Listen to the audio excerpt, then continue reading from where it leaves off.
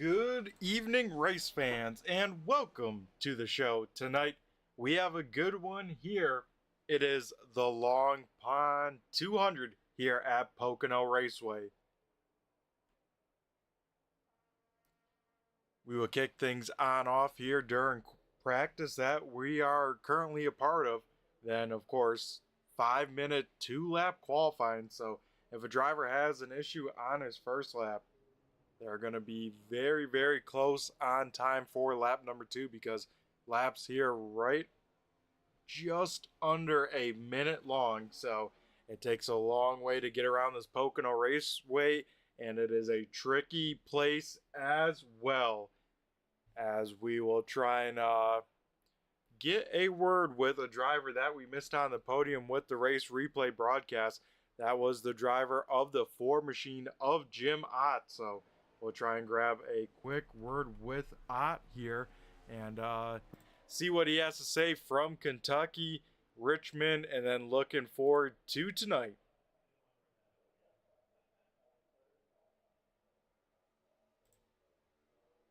So we will see if Jim Ott here has a copy and can get a few moments with him. Jim, do you got a copy? It's Brett the Jet in the booth here. I got you, Brett. Alrighty, man. First and foremost, how we feeling about going into Pocono here tonight? Feeling really good, man. I got some good practice under us, and I think I got it pretty well dialed in, at least the best I can. So, feel like we should be up there tonight. Yeah, that it is. Here in practice, you sit P number 5 up in the top 5, and usually that's pretty much good enough to walk away, hopefully, with a top 5 in qualifying as well. Keep your nose in the clean air, right? Yeah, absolutely, Brett. You got to. I mean, track position is going to be huge. The dirty air is going to be huge. So, just want to kind of try to stay out front, stay in that clean air, kind of control this race best we can. So, I'm excited. Should be a good race, and Jeff and I, and we put in the practice this week, so we'll see what happens. There you go. And we got to talk about 2 weeks ago now, Kentucky. You're able to still hang on to the podium. Didn't quite have the strategy work out for you in the right way, but even on those old tires, able to hang on to a podium when it's all said and done. Yeah, that was huge, man. Huge for points, huge for confidence, momentum. Last week at Richmond was a little bit of a disappointment, let down. I just pushed it too hard at the ending there, and got loose off of 2, and rest is history. But I'm still feel great, still feeling confident. So again, should be a great race. Yeah, and like you said right there, a heartbreak for you last week at Richmond, leading there in the closing laps. But how do you kind of come back, rebound, wipe the slate clean? Because racers, have a long memory, especially about other drivers, right? Yeah, for sure. I just being back on the track now, that puts everything behind me. This is my focus this week, and of course you remember stuff, but I mean, it's really, that was on me. So it's kind of a chance right here, just kind of have a great finish, top 5, maybe in a win, and that makes all that pain go away. Yeah, that it does. And even with that, Jim, you stay P number 3 in points. Kip actually just got around you, but you and Kip right there neck and neck for second in points. So still overall, man, a great start to the season as we do though get closer to those playoffs. Yeah, looking forward to it, Brett. That's the big one. Let's get the playoffs, and then we can focus differently once we get into those. Yeah, for sure, man. And that will be where the rubber meets the road. And Jim, here tonight, any expectations? We know Pocono, very, very tricky, long straightaways, high speeds, and you got to get it really woed down in critical speed, especially through that tunnel turn. That's going to be the tricky spot here tonight, right? Yeah, it is. I've been kind of messing with it all evening. Depends where you are, if that dirty air or not. A lot of shifting with these cars. It's big to hold the momentum through these corners and have that long, backstretch speed. It's critical to keep that up. Yeah, you got 3 critical corners, 3 technical corners, and you just don't make a mistake, man. Set up your passes. Yeah, just got to be on point pretty much all race long.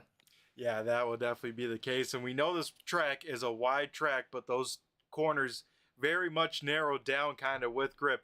How crazy are you expecting the start to be with? We can see a fan out 4, 5 wide even. Yeah, I'm definitely expecting that. That's just one of those deals. If you're not in a good position, just kind of back out, let everything kind of cycle through, get in line, and then just get back to racing. So, I do expect it, but again, I'm no rush to make a move to compromise myself either early. Yeah, definitely the smart play, especially looking at the points. Well, Jim, before we let you go and get ready for qualifying here, we're going to go hand over the mic to you and have you thank who you got to thank, whether sponsors, teammates, or anyone else you like to give a shout out here before we take the green flag. Yeah, for sure, man. I got friends and family watching tonight. My brother, my kiddo, wife. Appreciate everything you do in that booth, man. It's awesome to watch the replays.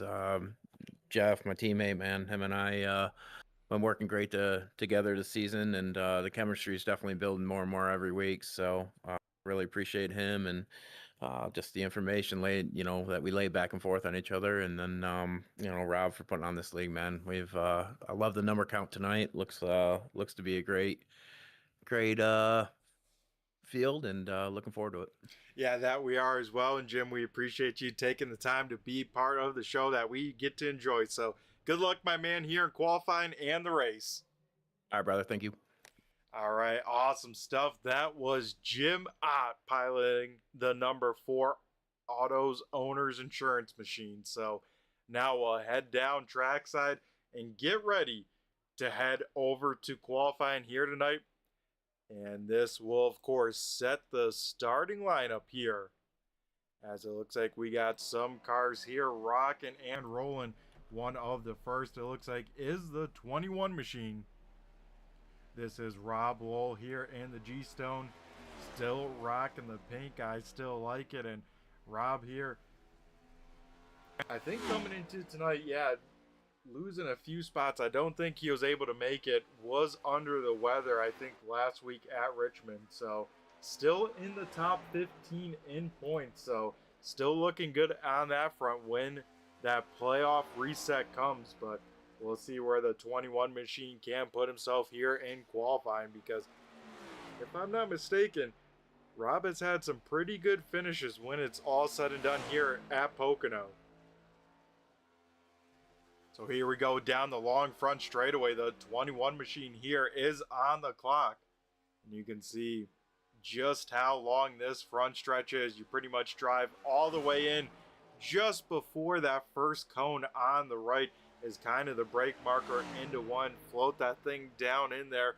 Try and get those lefts right on that yellow line. And then it's all about momentum here. Like Jim Ott said, you want to get a good run off the corner, carry it on in. Once again, a few car lengths before that last cone, kind of floated through this tunnel turn. And this is all about feel, momentum, depending on where car is, where it is not.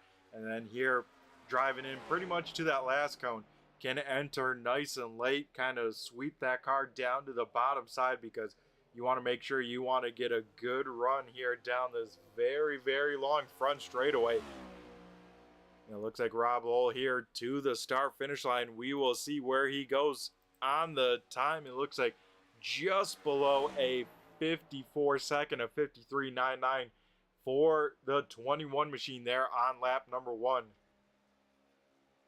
We will see here if Rob can improve here on lap number 2.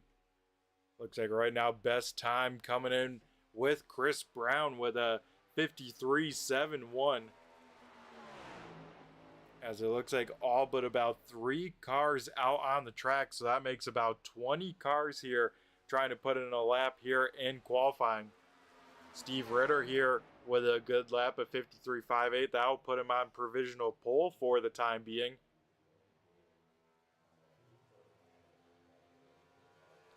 Scott Simley able to slot into P number 2. And of course, Chris Brown sits in third. Rob Lowe across the stripe and actually not improving. Lap number 2 about a 10 slower, 54.09 from the 21 machine. A driver that was pretty quick here in practice, making his first ever 8:02 start. It is the 42 machine of Samuel Harrell. So this is Harrell here, and very much kind of a Petty-esque paint scheme. And of course, with the 42 on the car, it all kind of ties together. As we will see where Harrell can slot on in here on lap number 1. 42 machine will jump up to P number 6, throw down a 53.80, and it looks like backing it on down. So 1 lap, 1 attempt will put him P number 6, as it is still Steve Ritter with the quick time here tonight. Joey Gattina there will slot into P number 16, so the 14 machine going to look for some more time here on lap number 2. Looks like Chad Coleman, I believe, will slot into 8th. Frank Zingen, glad to see the 62 car on back. He will be P number 11 as, big hit there.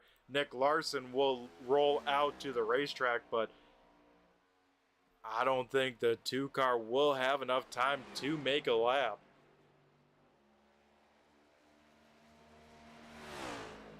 So we will have to see if Larson can make it, but yeah, great car number here tonight. Over 20 cars here on the premise. I believe 23 in total, as Larson was able to get a lap in there with about 15 seconds remaining, as Larson will slot into P number 19. Chad Coleman will find some more speed. He will bump up to P number 4 there in the 38 machine. But it looks like here tonight, Steve Ritter here in the 61 machine going to walk away with the Riptide Radio Pole Award here. And congrats to Steve Ritter knocking down another pole. And I tell you what, a new paint scheme on the 61 machine might work out pretty well here for Ritter. As now we get ready to head down trackside to go through tonight's starting lineup here for this 80-lapper at Pocono Raceway.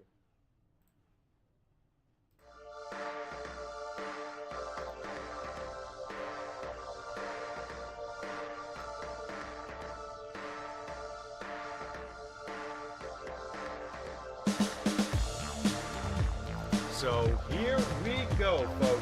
The starting lineup for the Long Pond 200 will be the following. Steve Ritter in the 61 machine will lead the field to the green flag. To his outside will be the 33, that piloted by Scott Simley here tonight. Chris Brown with a great qualifying effort there in the 52 machine. He will roll off third, and starting to his outside, rolling off in fourth is Chad Coleman in the 38. Rounding out the top 5, last week's winner, Anthony Calatoni here will start in 5th, and Mike Kelly in the 9 here on the overlay, but really in the 43 machine, he will start in 6th. 7th going to Sam Harrell in that 42 machine, and to his outside, this guy looking for some momentum here in this season. It is the 19 of Cody Meadows. Charles Van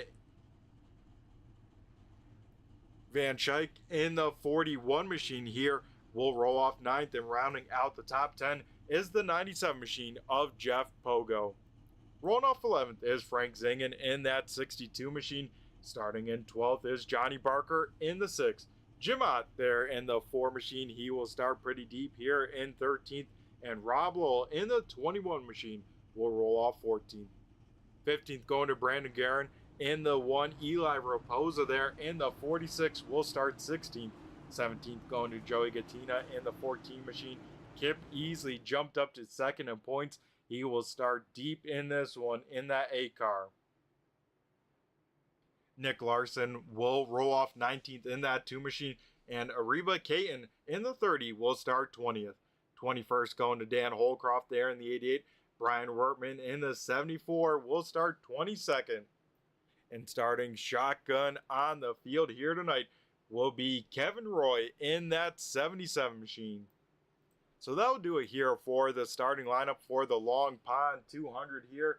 I tell you what, this one also a good one here because it is also the Noble 5 event. 5 drivers going at some extra money. Jeff Pogo was able to claim it the first time around here tonight. Of course, Pogo in it, Jim Ott, Tyler Bellinger, and I think Bellinger not here, so not going to be able to try and cash in on some money. Chris Proger, another one that is eligible, but I don't think making the call here, and Seth Morrison as well. So out of the 5 drivers eligible, looks like 2 of them able to try and go for the win and that money. Those drivers will be the 4 of Jim Ott and the 97 of Jeff Pogo. We will have to keep an eye on as here we go. We get ready to rock and roll as now the iRacing pace car will make the left-hand turn down on pit road. I tell you what, a dusty racetrack here, but we send them on off as we go green flag racing here at Pocono. Steve Ritter able to get clear here. Simley will be the first car up in lane number 2. The field diving down into turn number 1, side by side. Ritter by himself. Contact further on back as the 19 machine of Cody Meadows. His race not starting the way he wanted, as it looks like Meadows and Barker gonna come out of there on the losing end of things. So we saw some drama between the 2 of them earlier in this season. I wonder if that will continue, as it looks like everyone, for the most part, able to get through the tunnel turn here on lap number 1.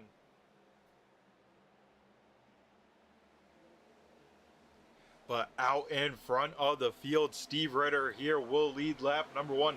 First side-by-side battle here on the racetrack is for that 3rd position. The 33 machine of Scott Simley trying to hang on up in the podium there. We'll send it in there deep. We'll be able to drive it in and clear Calatoni. Calatoni in the 84 machine gonna get loose off of turn number 1, big time loose. Wow, he will keep that car underneath him, but man, that could have been a lot worse there, as Calatoni having a little bit of scare here on some cold tires. Low air pressures can get anyone.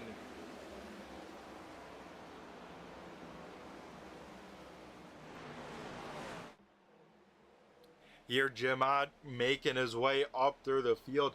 He wants a little bit of redemption here after Richmond was one of the dominant, if not the dominant car, but all fell apart on that final lap for the 4 machine, as it looks like Sam Harrell going to hang on to that position for the time being.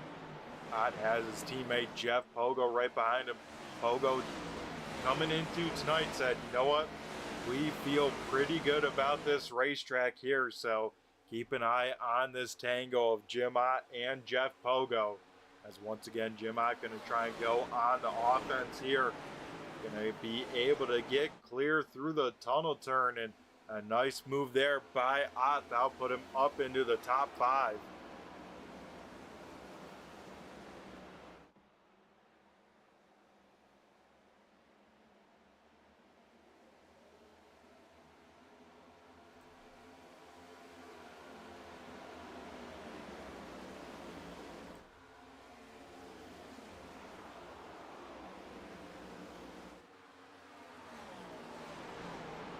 As the field's starting to spread on out here, and this is kind of how it typically goes at Pocono. You know, first lap always super chaotic, but from there, as long as you got the draft to kind of the car in front of you down these long straightaways, you'll be able to keep kind of decent pace here, as long as you don't overdrive a corner or smack one of these walls on corner exit. You should be pretty all right and kind of run your own pace and let this race kind of come to you.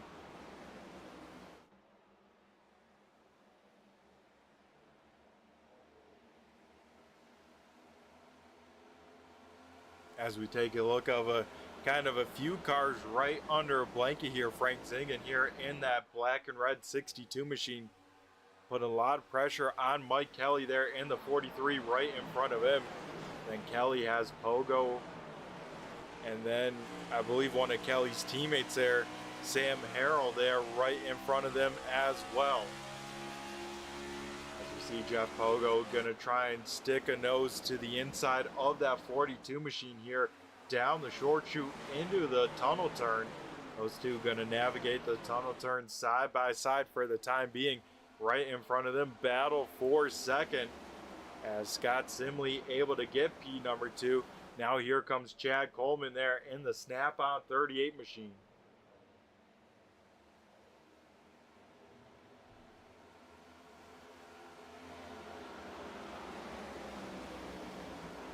So Coleman will take over P number 3 for the time being.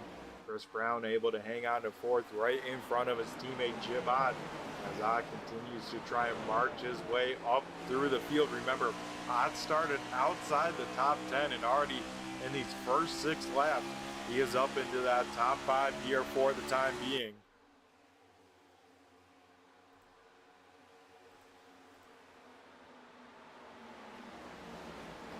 Rob Lowell here getting around Joey Gattina there for, I believe, the 13th position. So Lowell once again on the move here, trying to make his way up through the field.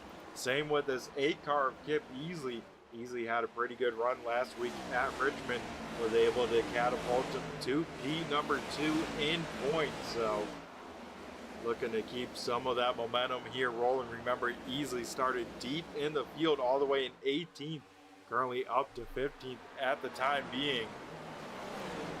So it looks like Jim Ott able to get around Chris Brown. Now here comes Sam Harrell. He will try and get around on the high side of the 52. So Brown might be just managing his pace for the time being. Going to take it easy, but it's going to allow a lot of race cars up to the top side of the 52.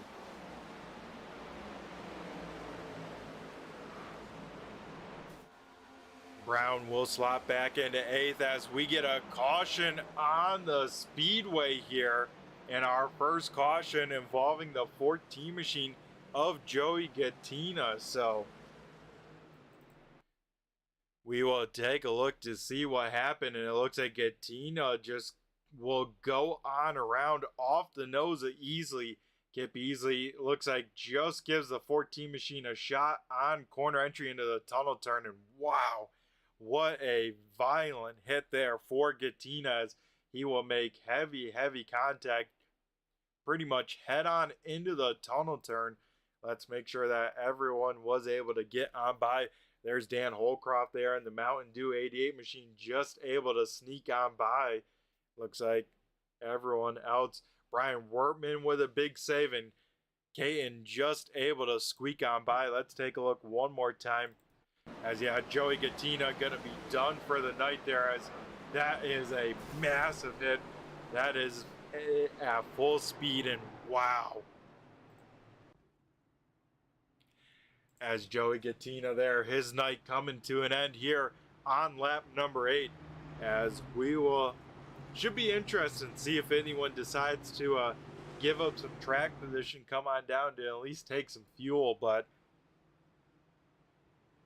I think if you're anywhere, inside this top 10, I think you got to stay on out on the racetrack here and kind of keep that track position for the time being.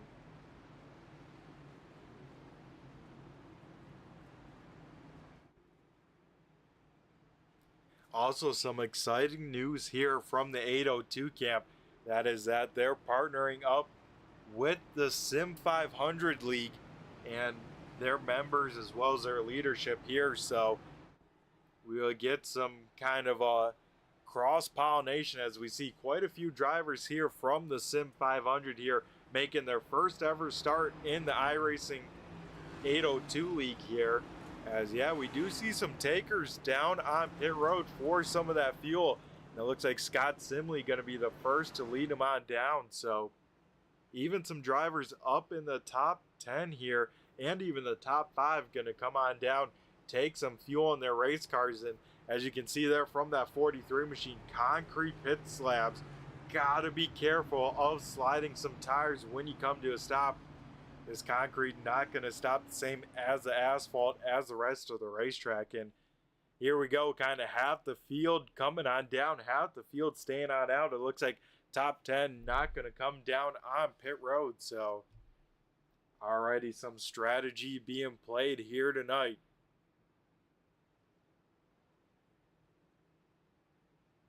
As yeah, definitely exciting stuff. Like I was talking before about the 802 iRacing League and the Sim 500, you know, with that collaboration, actually the iRating cap, I think coming into this season was right around 4,000.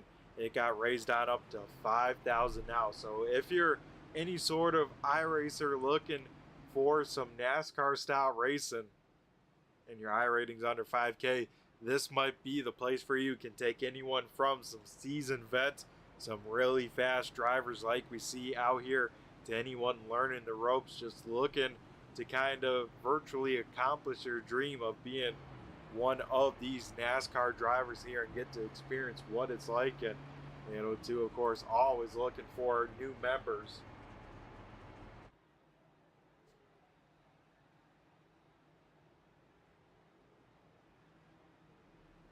As here we go, our first caution here about to be wrapped on up. This time by Steve Ritter. Gets to have the choice at the start finish line. Looks like we'll choose that inside lane. So the rest of the field going to re-rack it, restack it, and get ready to get back at it with some green flag racing here. Little bit of a Cody Meadows update here. I see we got some Cody Meadows fans out there in the YouTube chat lands. Meadows was one of those drivers coming on down pit road to top on off on that fuel. Did not take any tires there, so still has all three of his sets, but gonna start towards the deeper end of the field there. But after that first lap incident there, was already kind of back there, so I like that call there from the 19 cam.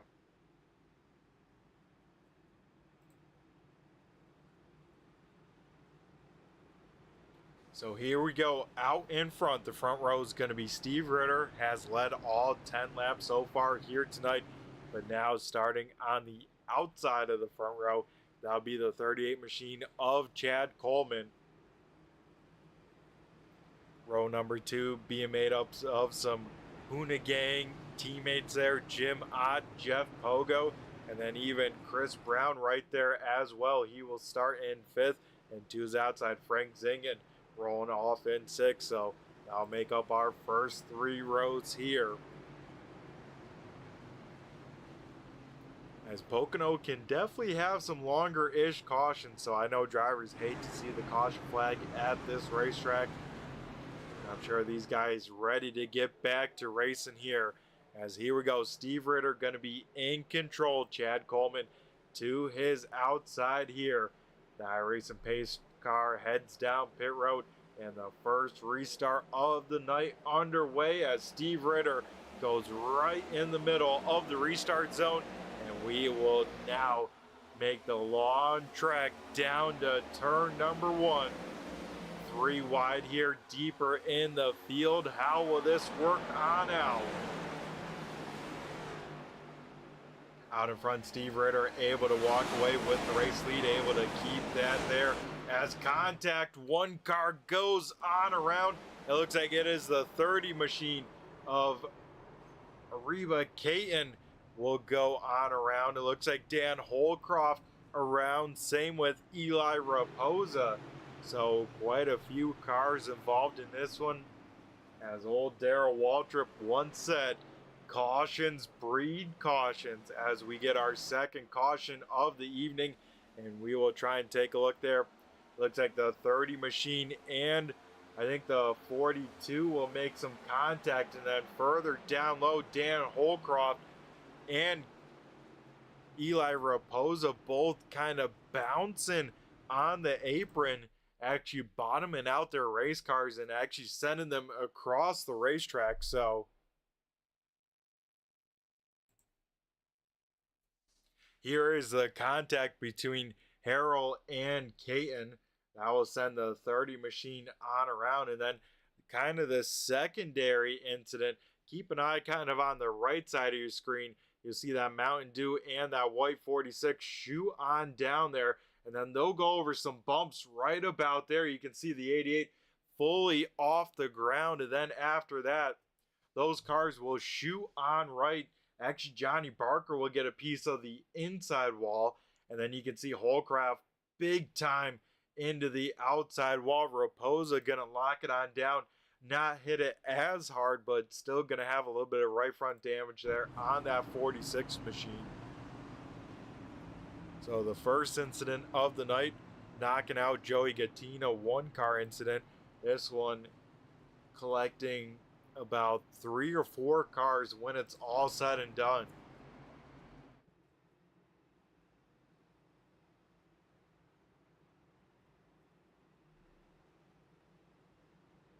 Now this caution back-to-back kind of maybe helps the drivers that took fuel a little bit more, but everyone now able to save some fuel at the slower pace, leave their cars in 4th gear there and kind of coast on around.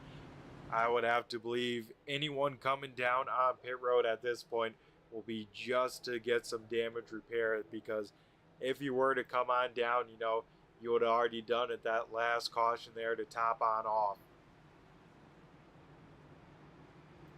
So we can see Johnny Barker coming on down with some damage on that race car. Same with the 88 of Dan Holcroft and the 46 of Eli Raposa. So all those guys going to try and get some damage repaired on their race cars, as everyone else going to stay on out here and try and get some laps in. So we will try and see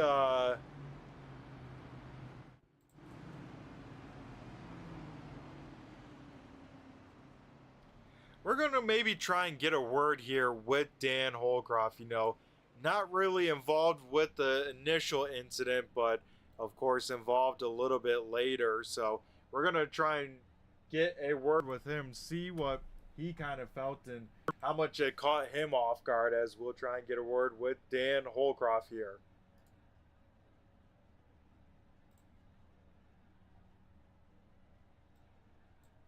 Hey Dan, do you got a copy? It's Brett the Jet in the booth here. Hey Brett, I got you. Alrighty, man. Man, that was a weird one for you. What'd you feel? What'd you see out of your race car there trying to avoid that wreck? I went low, went a little bit too low, and next thing I know, I was airborne. And when it landed back down, it just shot straight right into the wall. Yeah, that's what it looked like to us. I mean, even on the replay, Dan, we got to see all 4 wheels, like you said, off the racetrack, and usually that's never a good sign, right? As soon as it touched back down, it just shot straight right. I had them locked up, but there was no stopping it once it started towards that wall. Yeah, definitely very tough, especially when this car bottoms out, shoots right like it did for you. And, you know, a big hit first and foremost. You all right? How much damage is to that race car? It's got 6.5 minutes of optional. I'm going to let it go another lap because I'll be the first one a lap down, so get as much of it fixed as I can because my wheel was about 9 o'clock. But, yeah, we'll get back out there, make some laps, hopefully get a caution, and get back on the lead lap and get a little more fixed. Yeah, for sure. It definitely sounds like a good game plan. You know, can still have a lot of laps left here, but overall, how were you feeling coming into Pocono here tonight? We know this place very, very tricky. It is tricky. You just got to find a line that works. In practice, the cars were pushing off of 1 and 2, and I found going a little bit higher on entry made it not push as bad, so I was getting some good lap times when the race started, but of course pretty good nose damage, so that probably won't be happening now. Yeah, probably a little bit of nose damage like you said. And here tonight, Dan, you know, got a new paint scheme on the car. I'm liking it. It definitely stands out on the broadcast. Yeah, I figured I'd throw a bright one out there and see how it looked on the broadcast for you, and probably stay with bright ones for the rest of the season. Hey, I like it. I always like a bright paint scheme here. Well, Dan, we'll let you get ready to get back rolling, but before we let you go, anyone you want to give a quick shout out to on the broadcast here? Yeah, of course, my teammates, Kip and Roy and Kevin Roy, they're both here tonight. And then Chris is missing tonight. He's doing some traveling, and want to thank my family for giving me the time to do this, because it takes a little bit of time to get all this stuff done. I appreciate them. Oh yeah, for sure. And Dan, we appreciate you being here, being part of the action. So good luck in the rest of the race. Hopefully you get back on the lead lap and get another top 10, right? I'm hoping that's the game plan, but we'll see how it works. All righty, sounds good. That was Dan Holcroft there in the 88 machine, as I think we're back to green flag racing here. So we will go back to the front here as Steve Ritter here leads the way through turns 1 and 2. Pretty even start from that front row there. Ritter doesn't have any help down this back straightaway, so Chad Coleman gonna try and keep the momentum on him, gonna try and clear the 61. Can't quite do it, but Coleman will drive it in there deep. Luckily, no real marbles up in that second lane at the time being. A new race leader, Chad Coleman, out in front. Steve Ritter will hang on to P number 2 for the time being. Jim on Jeff Pogo, and then Anthony Calatoni rounding out the top 5 here. Driver we will have to keep an eye on here, the 42 machine of Sam Harrell. He is, I believe, the first driver on new tires. Actually, no, they're the 43 machine, running a little bit better at the time being. Mike Kelly up into the top 10 here on some fresh rubber, so we'll see what Kelly can do. He's trying to set up here Cody Meadows. Meadows now back into the top 10 once again. Has been up there since that first lap incident here tonight. Caden and Wortman here, Caden and Kevin Roy here doing a little bit of battling. Kevin Roy trying to get that spot in that 77 machine. Looks like able to do that. Now here comes Brian Wortman there in the 74. Of course, Wortman last week able to knock down another top 10 finish. He was able to finish P number 8 last week at Richmond. Out in front though, battle for the race lead. Once again, Steve Ritter trying to reclaim that lead car and going to be able to do it just in time for the tunnel turn there. So Steve Ritter back out in front here tonight, as everyone already quickly single filed out. Like we said, this racetrack very, very kind of tricky and chaotic on that opening lap with everyone bunched on up, but then once everyone kind of gets a little bit of breathing room, everyone starts to get in a rhythm, tries to see what they have for a race car.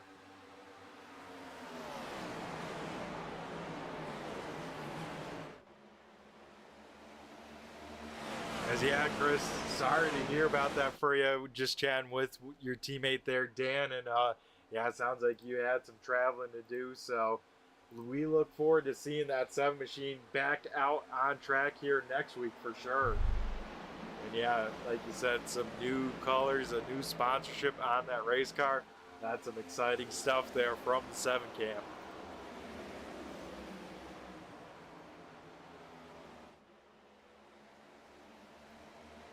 Sam Harrell here trying to make the move on Nick Larson. This will be for the 11th position, and kind of, like I said, the 42 and this 43 machine. Gonna have to keep an eye on both those race cars.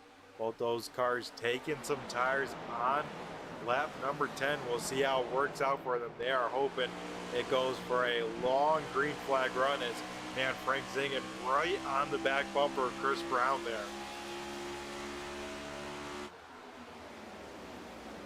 Zingen having to wait on the throttle just a little bit. That opens up the door for Kip Easley. Easley though gonna back on out of it. Not gonna force the issue, and definitely not the time, because still 3/4 of this race left in the tank here tonight. as we now see the one car of Brandon Guerin. He is trying to work over the two of Nick Larson. Those two going to be side by side down this front straightaway. Right behind them, Scott Simley. He's another driver on fresh tires, but seems like Simley going to really take his time, really going to try and manage those tires because he knows he only has 2 more to go through these last 60 laps. Woo! Guerin and Larson almost making contact there in 1 and 2, about an inch apart from one another.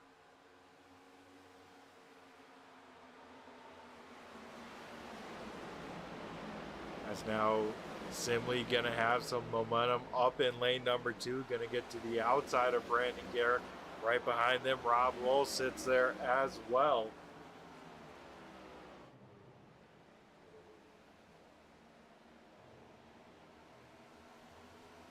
Yeah, for sure, Chris, that is definitely the case. I mean, Kip Beasley has been putting together some really good runs, especially here recently. And, you know, like you said, definitely not a favorite coming into this season with the names that we saw, but man, starting to really stringing them together. And if he can keep this momentum into the playoffs, man, this A-car could have a good run, because also, like we mentioned before here tonight, Kip Beasley jumping up to P number 2 in points after a good finish at Richmond last week, finishing in that 3rd position. So Beasley looking to continue a podium finish the last couple weeks. I mean, ever since, I want to say 3 weeks ago now at Iowa, Kip Beasley has been up on the podium. So his A-car rocking and rolling at the right time of the season, right as we close on into those playoffs.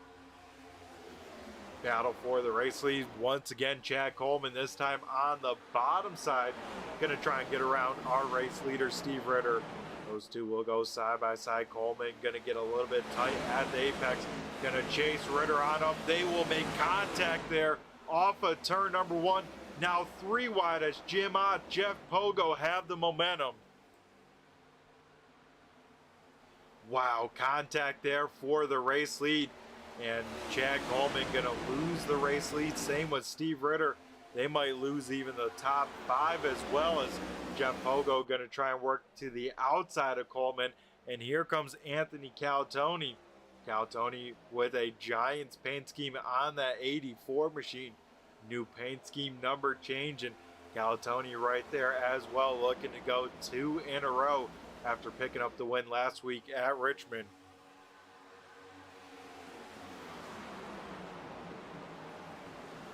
Things starting to heat on up towards the front of this race here, but I tell you what, Jim Ott would love to have things finished the way they are, because not only would he pick up the checkered flag, he would also pick up some cold hard cash here and walk away with $20 thanks to the No Bull 5 here. As it looks like Steve Ritter getting around there, Chad Coleman for that 4th position, and I'm sure Coleman making that pass pretty easy, saying, hey man, don't want any bad blood at this point.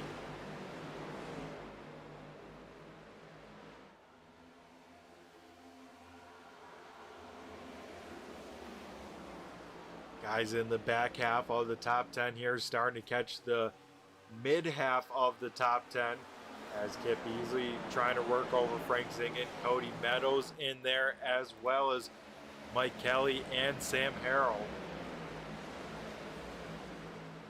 And remember, those 2 petty looking race cars on fresh tires. So probably these next 5 laps, this 43 and 42, really going to be able to put their race cars where others can't, as well as keep up those lap times.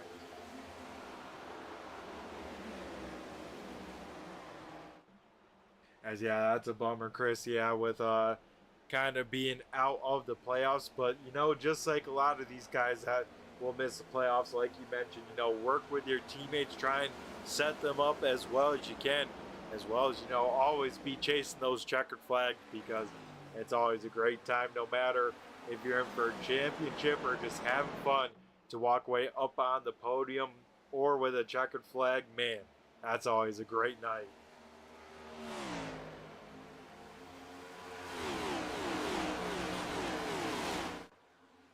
as Jim Ott, now our race leader, took over the race lead about 2 laps ago with contact between our race leaders with the 61 and the 38.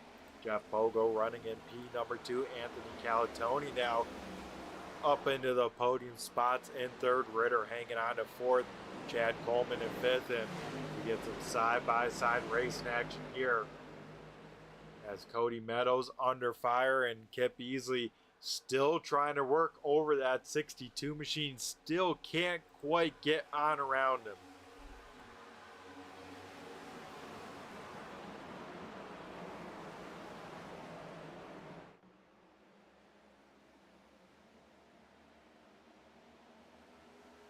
So Sam Harrell here trying to keep the momentum up in lane number 2.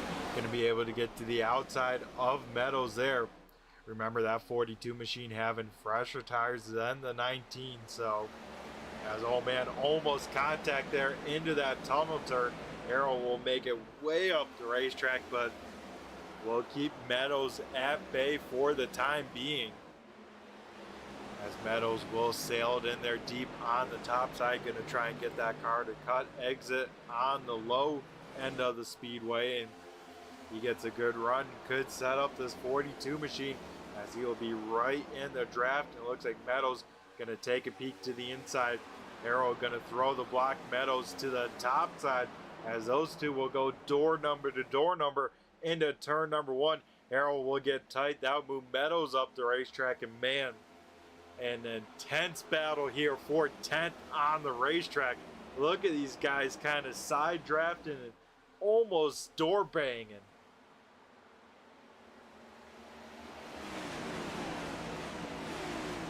Man, intense stuff there as Meadows gonna hang on to 10th for the time being, but with these guys in an all-out brawl like they are, it's allowing the 1 car Brandon Guerin to join the fight. Same with the 2 of Nick Larson.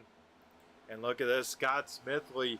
He is starting to come on into the charge as well. Another one of those drivers on those fresh tires. Up towards the front here, Calatoni will take a peek to the inside of Jeff Pogo. We'll back on out of it for that time being.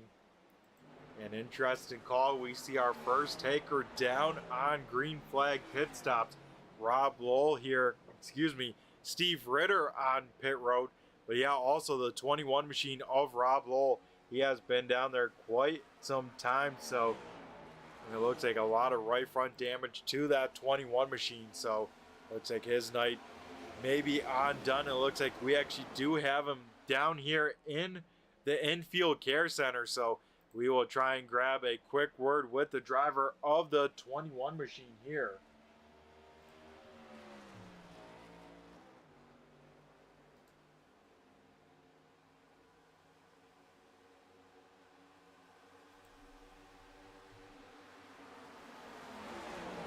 Hey Rob, do you got a copy? It's Brett the Jet in the booth here. Hey Brett, yeah, unfortunately I get a chance to talk to you here, I guess. Yeah, I mean, we saw you down on pit road actually when we saw your teammate Steve Ritter come on down. I was like, dang, the 21 machine's down on here. It looks like a lot of right front damage. What happened to you, Rob? I was coming down the front stretch and Windows decided to pop up a notification and turn my screen black. So I held the wheel to the left, trying as much as I could, and got it back just as I hit the wall, coming out of 1. So I didn't have the wheel turned quite enough, and it had 7 minutes of damage. And the way this race is going, I'm not gonna gain anything from there. So park it. I get to watch the rest of the race here. I think it's gonna be a good battle up front.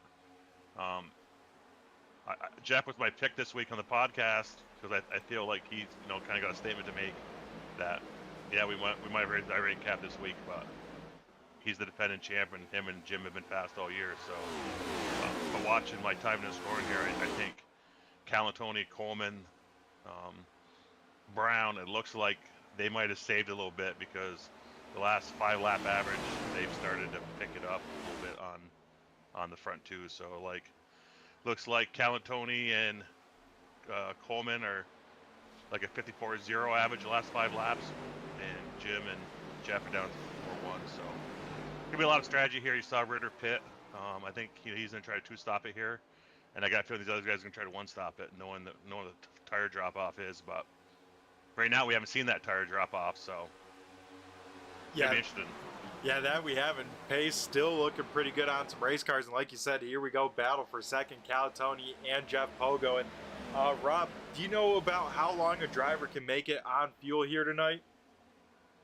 So we tested, the Wolfpack tested earlier today, and I could make it 40 if I saved.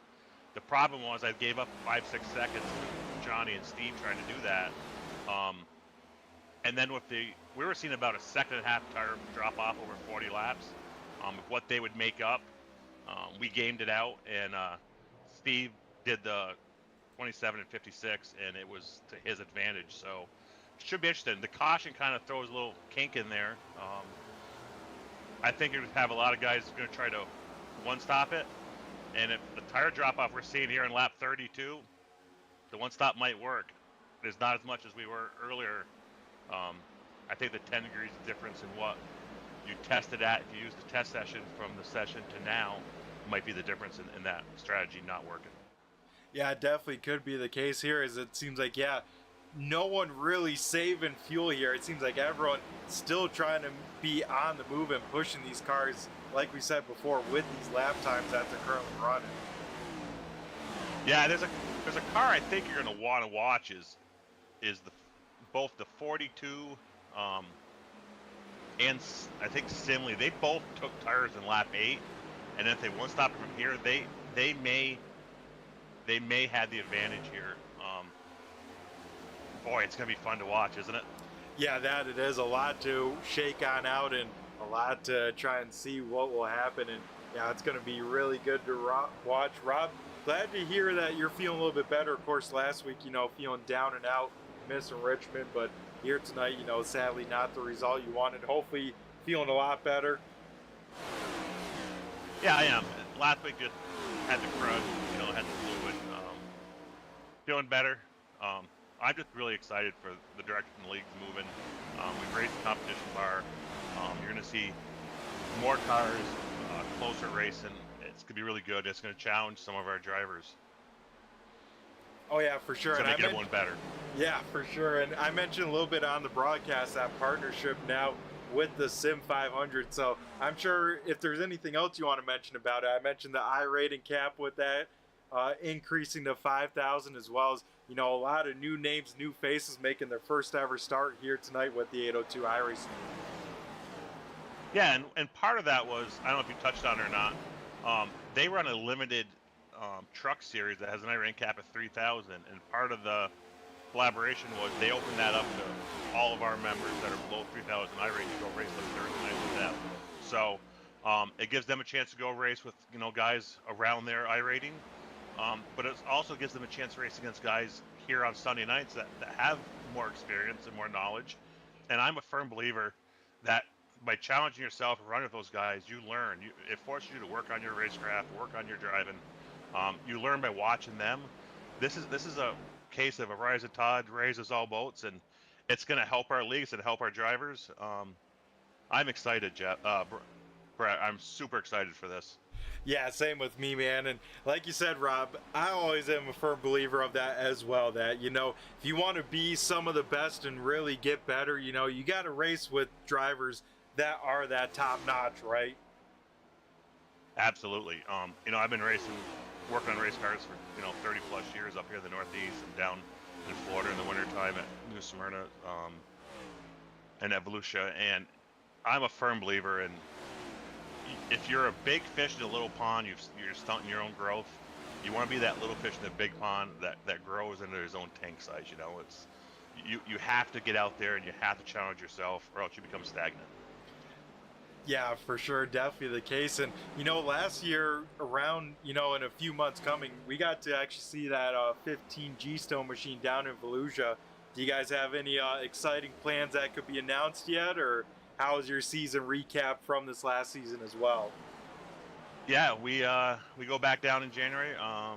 We're down there for all of Dirt Car Nationals again. Justin will be in the Dirt Car UMP Modified every night of Dirt Car Nationals. And then the final 4 nights of it, he'll jump over in his regular Super Dirt Series big block, um, and run that. So went down there last year, no expectations whatsoever, and he won a feature in the UMP car.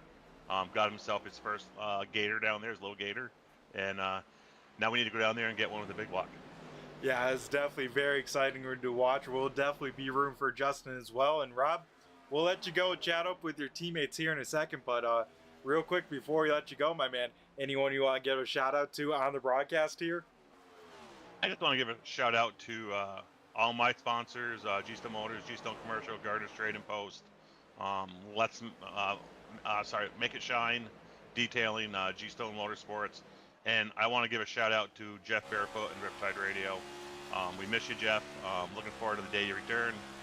He's still got his PC, and I've tried to talk him into coming in and hopping on with you on Sunday nights and doing a little color commentary. I don't know. I think we're getting there with him. And I know he watches the race when he can. And I want to thank Joy Katina from Sim 500 for the collaboration and helping us grow the league. I want to thank all the admins, Brandon Gray and Steve Ritter, Joy Katina. I want to thank all our racers. I want to thank you and Terrific Racing Network.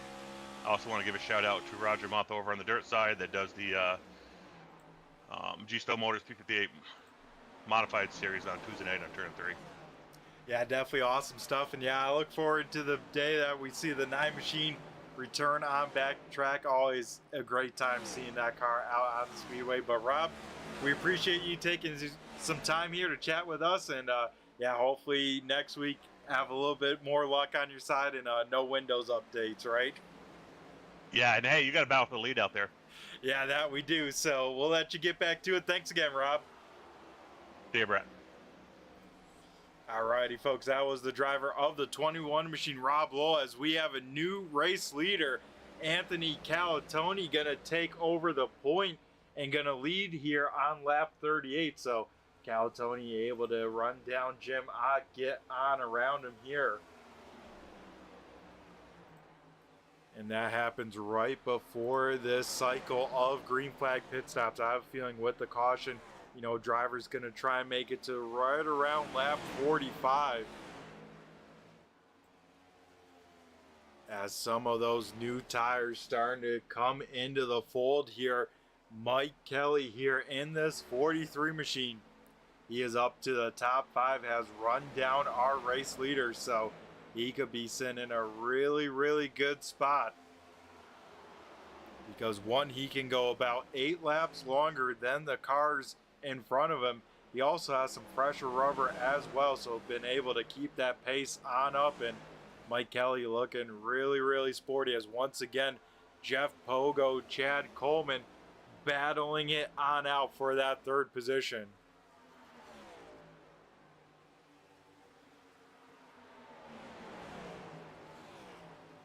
We did have a few cars come on down to pit road there during that time. Before the halfway point, Steve Ritter was one of those drivers, Kip Easley another, and Nick Larson. So those drivers may try the 3-stop as we see Mike Kelly now trying to be on the move here. Kelly going to get around Coleman. Kelly going to tap Pogo. Jeff Pogo with a massive save there. How did Pogo hang on to that race car? Wow. That could have been a night ender there for the 97 machine. I think with that, Pogo says we're going to lose some time out on track. We're going to come down to pit road. So Jeff Pogo going to lock him on up, head down to pit road. Same with the 4 car of Jim Ott. So now that leaves Calatoni, Coleman yet to come down pit road. Mike Kelly, the first driver on some fresher rubber at the time being. Chris Brown still out there. Also looks like the 62 machine of Frank Zingen also down on pit road here. So it'll be 4 tires filling it up with that virtual Sunoco race fuel.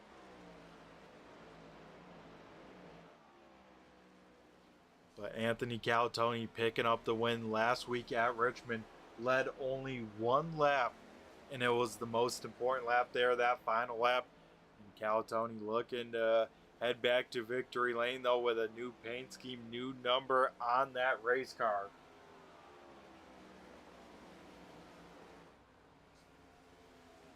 As now we see the 19 machine of Cody Meadows diving down to pit road this time by. So Meadows pitted right in that 7th position there. So should be interesting to see when he comes out to that racetrack.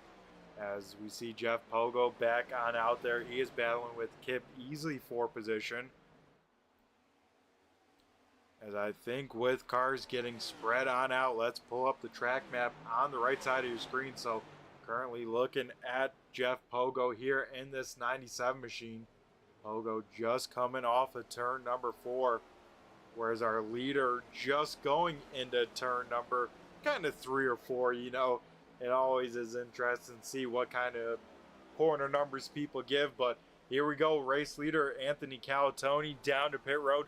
Same with Chad Coleman. Chris Brown down as well. So 3 out of the top 5 down on pit road. That will hand over the race lead to Mike Kelly. So Kelly going to lead us first ever lap here in the 802 iRacing League. Charles Van Schaik up into P number 2. Brandon Guerin now into the 3rd position. Sam Harrell in 4th, and Johnny Barker rounding out the top 5. And everyone out on the racetrack that hasn't pitted during the green flag cycle all came down on that lap 8 or later caution. So these guys having a few extra gallons in the fuel tank here. But would have to expect these guys down on pit road within the next few laps or so, as we see Johnny Barker actually peeling on down this time. So 6 car will head down pit side.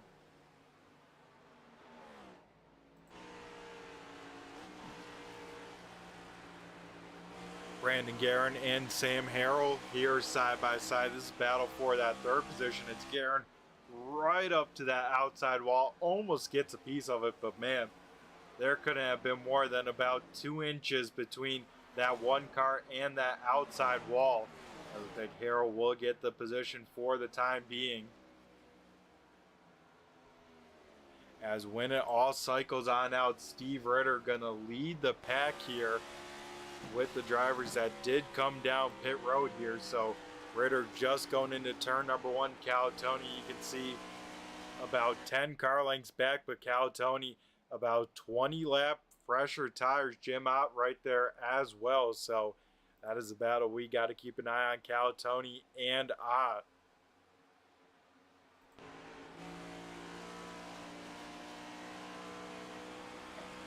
As riding on board with the 41 machine of Charles Van Schaik here.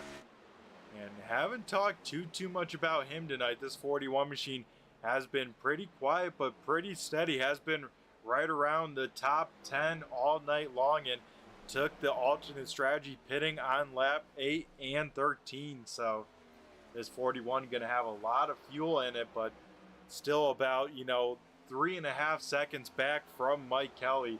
Kelly was really good on getting up through that field there. Chad Coleman here, Jeff Pogo side by side. This is a battle for position. These two, of course, battling very, very intensely before that pit stop there. And it looks like going to continue it as Cody Meadows right there in the mix right behind them in that 19.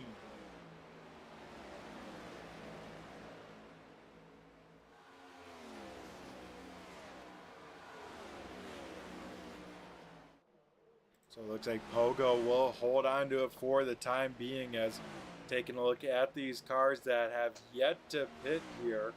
And I tell you what, Scott Simley has joined in, as well as the 77 of Kevin Roy. Seems like Roy, another one of those drivers, loves a long green flag run. This race will really start to come into the 77's wheelhouse, and right now paying on off for Kevin.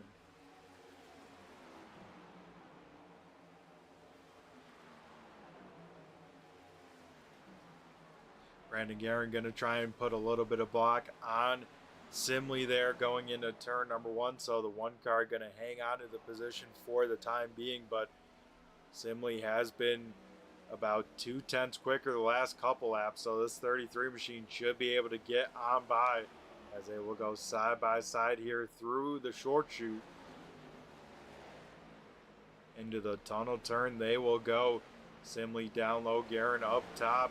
Gonna make it work. That gets very, very tough, especially on old tires. These cars just don't turn as they would, of course, with fresh rubber. And that can get very challenging. 2x2 through a fast speed corner with little banking, as we see our leader Mike Kelly down on pit road here. So Kelly will be the first to head down pit road of the drivers that topped on off.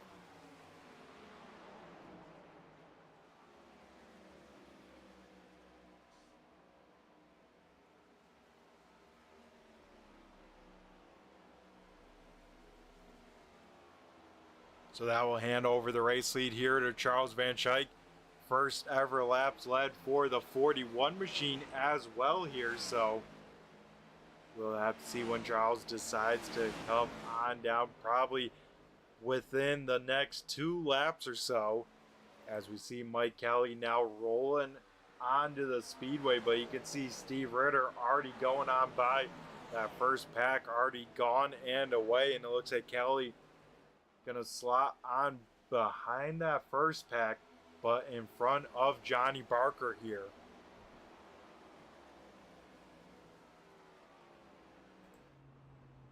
So now we see the 41 machine down on pit road, and I got to give these drivers a lot of props here. No real incident so far on cold tires, as well as no one speeding on pit road. But there we go. We get the caution right as I maybe jinx things, as we will try and take a look here, see what brought out this third caution. But it seems like maybe the 46 of Eli Raposa here slow on the speedway. So we will take a look, see if Raposa was involved with this one. And yeah, that looks like it will be the case, as Eli Raposa there sideways off of turn number 1. Going to keep that 46 machine off the inside wall, but looks like we'll spin it on out of harm's way. And a single car incident going to bring out this third caution of the evening.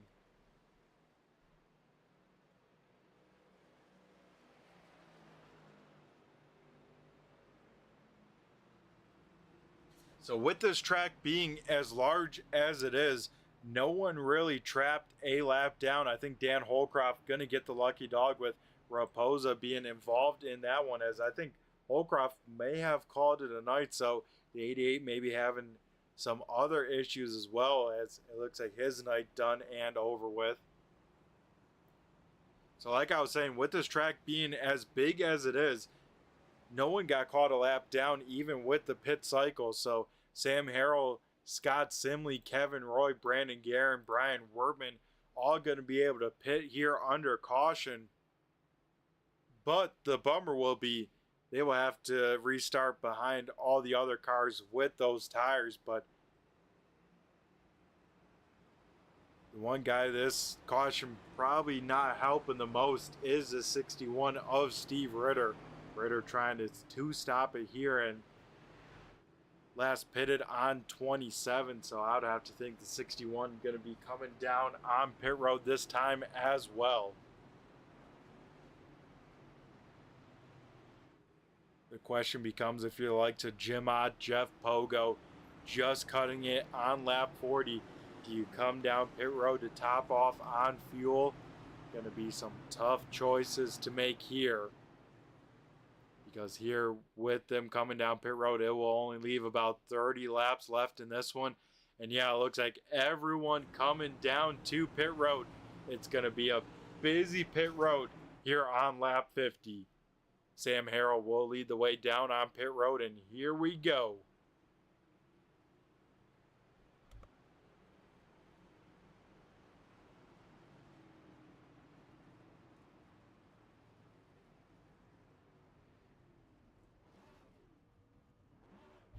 So we see drivers that are taking tires, the left sides, then the right side's going on up as well. So Looks like most people taking 4 tires on this stop, as Harrell will be the first off of pit road. Then it is Scott Simley second off of pit road, Steve Ritter third, Brandon Guerin fourth, and Anthony Calatoni rounding out the top 5 on pit road.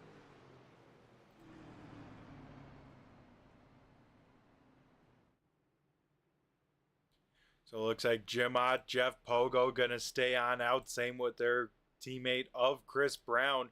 Mike Kelly also staying on out, as well as the 41. So his 42 machine going to be the first car on brand new fresh tires. But it's still going to be about a 10-lap advantage over the drivers starting on the front row here.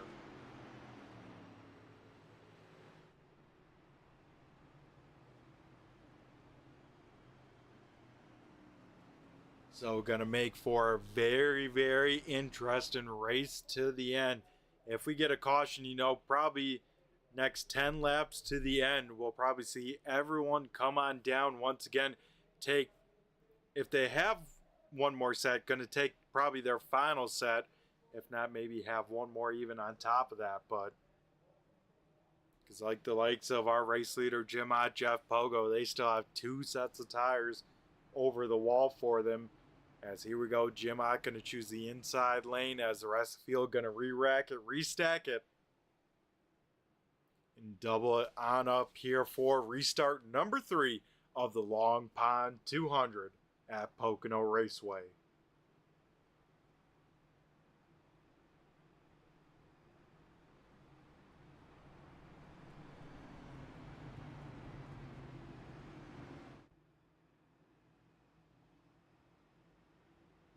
So Jim Ott, Jeff Pogo on the front row. Row number 2, Chris Brown and Mike Kelly.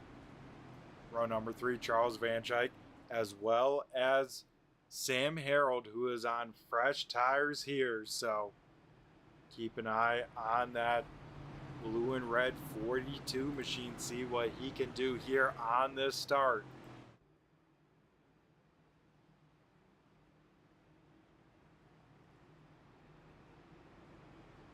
As Jim Ott trying to look for some redemption this week at Pocono. Had Richmond in the bag looking for that checkered flag. Just heartbreaking moment off of turn number 2. Gets the inside wall. His race done and over with. At least the result he wanted from that race lead. Looking to redeem it all here tonight and end up with that checkered flag. Right now, going to lead the field back to green here in this third restart with about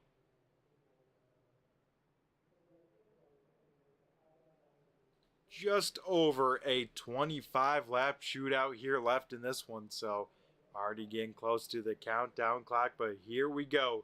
The iRacing pace car heads down pit road here, and Jim Ott going to be in control of this restart. Ott will fire on off, and we head back to green flag racing here at Pocono. 2x2 throughout most of the field. Front row going to get themselves sorted here. Mike Kelly going to slide on across the nose of Chris Brown there.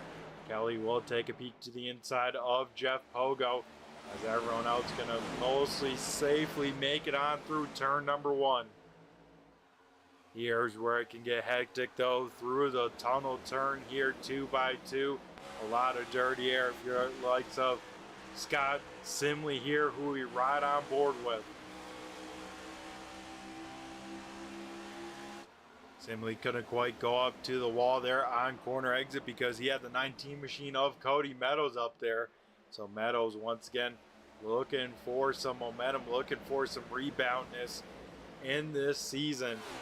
As he started off on a tear, has kind of gone quiet, involved in quite a few incidents here, and hoping for just a nice clean race, get this thing on over with, and walk out of here with some decent points. As right now doing just that for that 19 cam.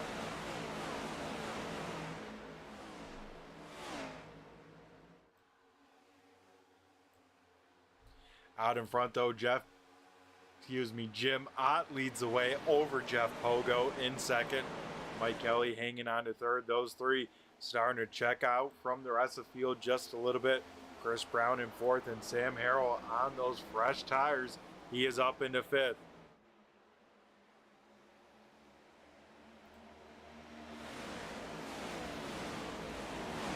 Kip Easley here trying to make his way around the 38 machine of Chad Coleman. All these drivers electing to take tires there on lap number 50, hoping to be there at the end with the right kind of pace.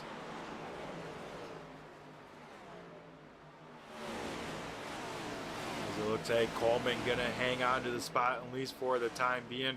Right in front of them, Kevin Roy here trying to work over Brandon Guerin.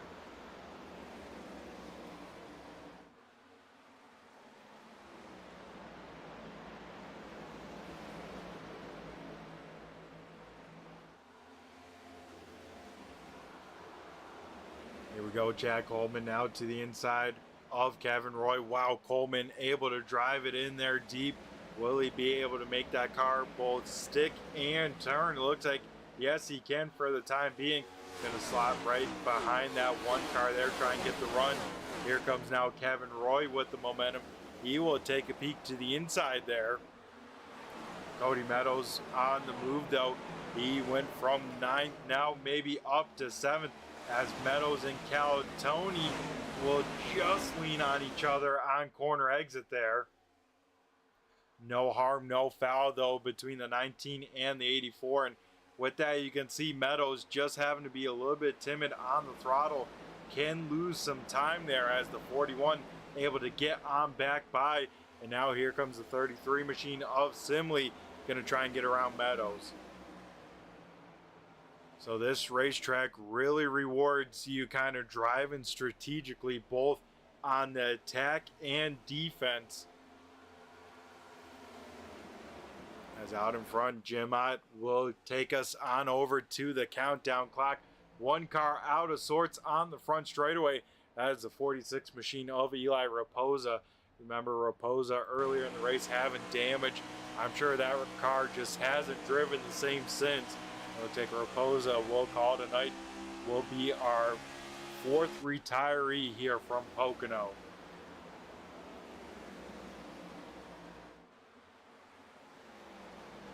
And I think with everyone kind of spread out, not too spread on out, let's say, I say we do a little turn 3, turn it up, as we see Sam Harrell here getting around Chris Brown. So Harrell on those fresh tires up into 4th, but here as we head to 23 to go, let's do a little turn 3, turn it up from Pocono.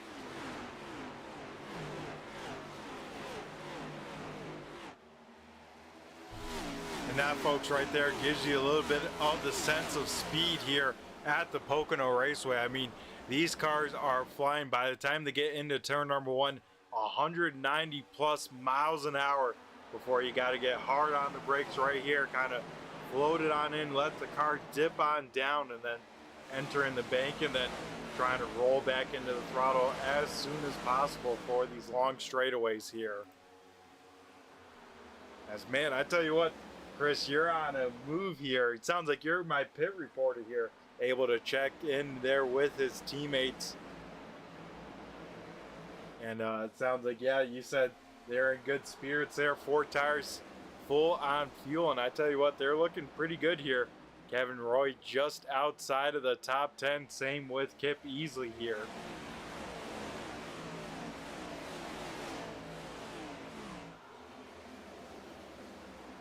As yeah, I'm sure you'd be the one to confirm, Chris, but it seems like Kevin, man, he's really good when it comes to long runs. You know, he can have the pace when it matters there at the end, as Roy once again putting some pressure on Chad Coleman. And I tell you what, one of the few cars really to run the top side there down in turn number 1 is a 77 machine, and making it work. I mean, you see Roy all over the back bumper of Coleman here in the short chute.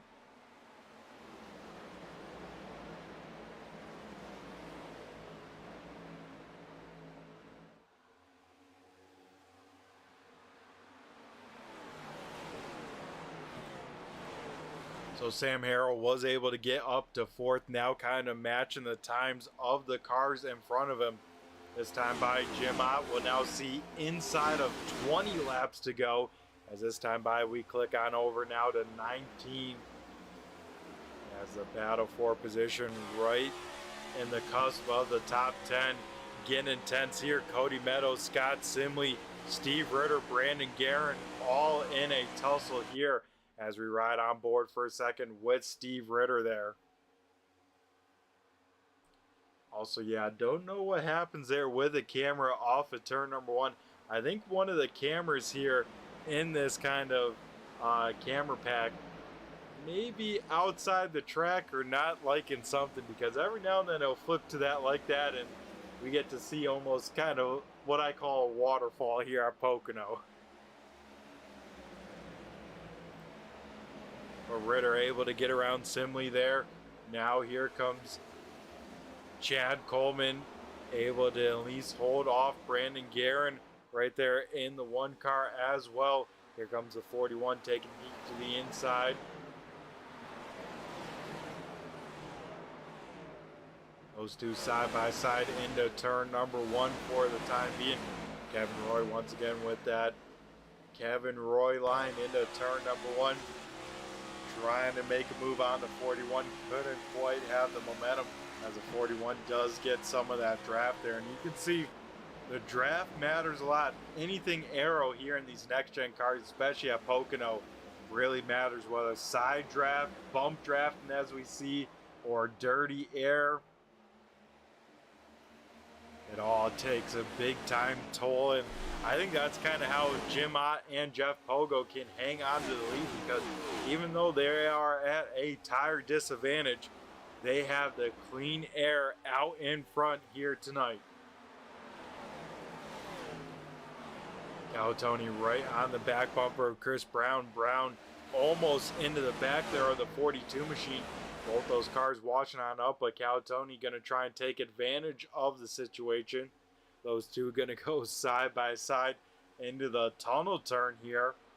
Let's see how this works on out, as Brown able to make it stick even with a little bit of dirty air. So Brown will hang on to P number 5 here.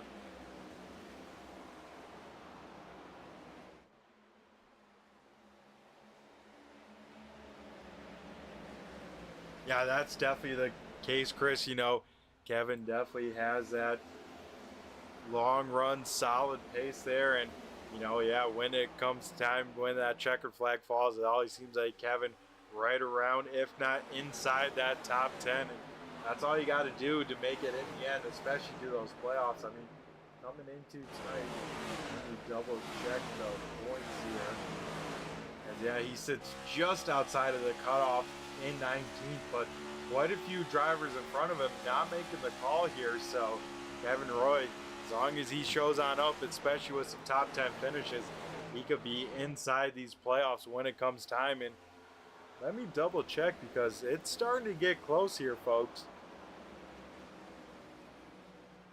Yeah, so I got 6 more races here after tonight, and then we kick off the playoffs here for season number 6 of the 802 Winston Cup Series.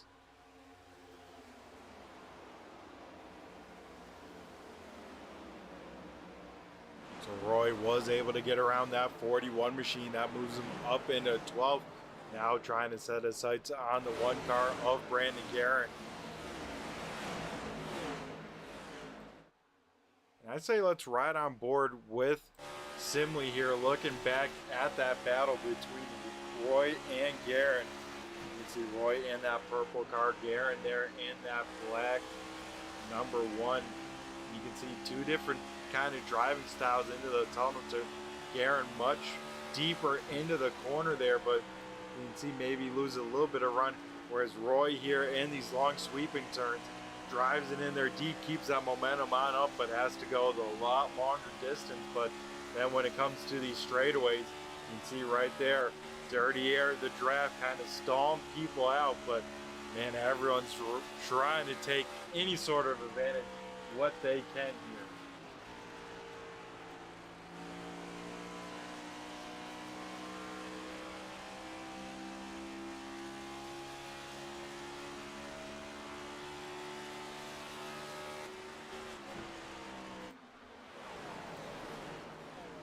Hey Steve, glad to see you, my man. How are you doing? Yeah, your guys looking pretty good here. Jim Ott, Jeff Pogo running 1 and 2, and like you said, Chris Brown just falling out of the top 5 there, but still in a solid 6, has been in the top 5 all night long in that 52 machine. And Steve, I tell you what, always look forward to racing you out on the track, and hopefully, my man, get to see you on out there maybe for that Gen 4 series. As here we go, battle up in the podium spots. Mike Kelly will take a peek here on Jeff Pogo. Here comes Sam Harrell. Remember, Harrell, freshest tires of the bunch. What can this 42 machine do? He's able to squeeze to the outside of Pogo for P number 2. Pogo trying to block both the 42 and the 43. Couldn't quite do it, as Harrell will be able to draw even with Pogo. Jim Ott going to try and give the 97 some draft down this straightaway, but now this is where it gets intense here. 12 laps to go at the stripe, and Harrell with that tire advantage, it's starting to show it on off a little bit here. Jim Ott going to try and give his teammates some draft down this straightaway. Now going to try and give the 42 some dirty air into the corner here. That's the name of the game with these next-gen cars. Giving the air at the right times, taking it away when it matters there. And with that teamwork, Jeff Pogo able to hang on to second as we get a caution here on the speedway. And this is going to shake things on up. Looks like it may have involved the 1 car of Brandon Guerin here. Oh, and tough break here. Kevin Roy to pit road. You hate to see it for the 77, so let's take a look here as we jump on in this contact already initiated between the 1 and the 77. And then it looks like Brandon Guerin going to get tagged once again, send the 1 car hard into the outside wall, and Kevin Roy going to slide that thing all the way down to that apron, and he will make big time contact as well for that inside wall. So we'll take a look here. Full speed, full action as Brandon Guerin from that low side. Kevin Roy running his line, and looks like Guerin just gets tight, washes on up, just clips that 77. You can see Brandon Guerin coming out of that one okay, but Kevin Roy definitely on the short end of that one.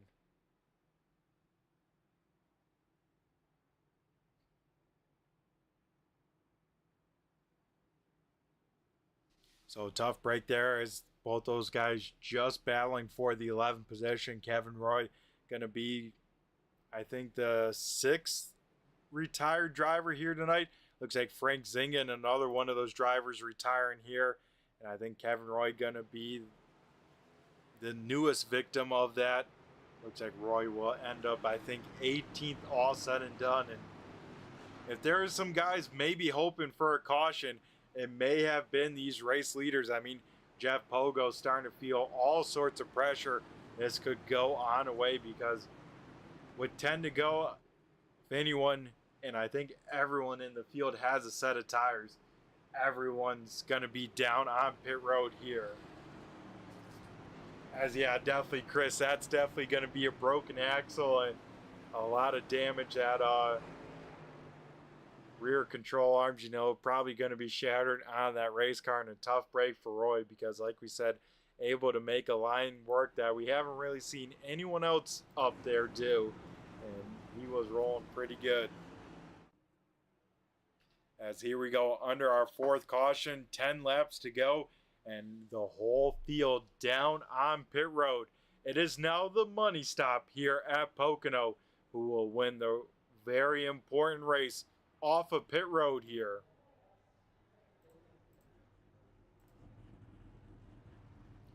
We'll keep an eye here at the end of pit road, see who will be the first on off, and it looks like Cody Meadows with the strategy call. Going to take 2 tires here, going to lead the field off of pit road.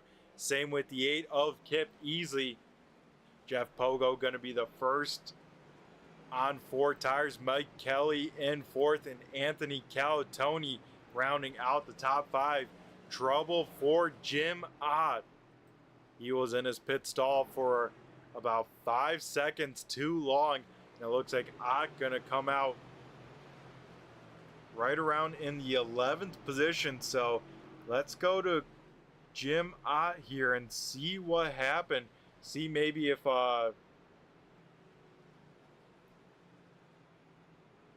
maybe just missed his box. That would have to be my first guess, as we will try and go see. I mean, Ott already into his pit stall there, so we will try and back it on up a little bit more. So here we go.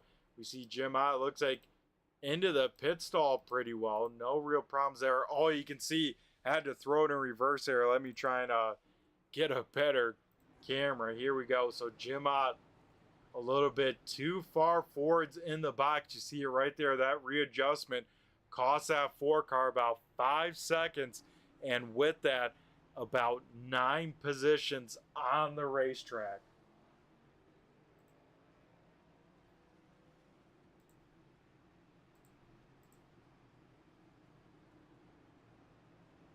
So here we go. Cody Meadows, 1 win on the season, looking to make it 2 here, and it seems like Meadows hasn't had any sort of luck, and looking to turn that around here tonight. Going to be leading the field back to green. Kip Easley, another driver with the strategy call. Front row going to take 2 tires, the rest of the field behind them on 4 fresh tires. How will this shake on out? We have an 8-lap shootout to figure it on out here.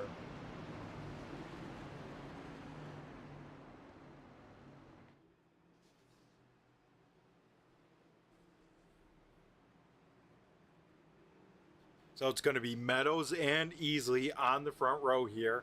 Pogo and Kelly, row number 2. Then it is Calatoni and Brown, row number 3. As we get ready for our 4th restart of the night. How will 2 tires handle? What will the pace be? We're about to find that on out with an 8-lap shootout left here tonight at Pocono.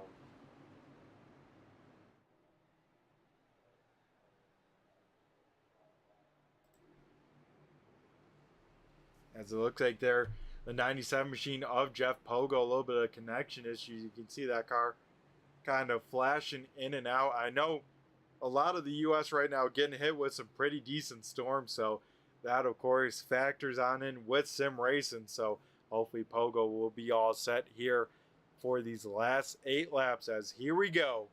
Cody Meadows is going to be in control, can fire off at any time inside this restart zone.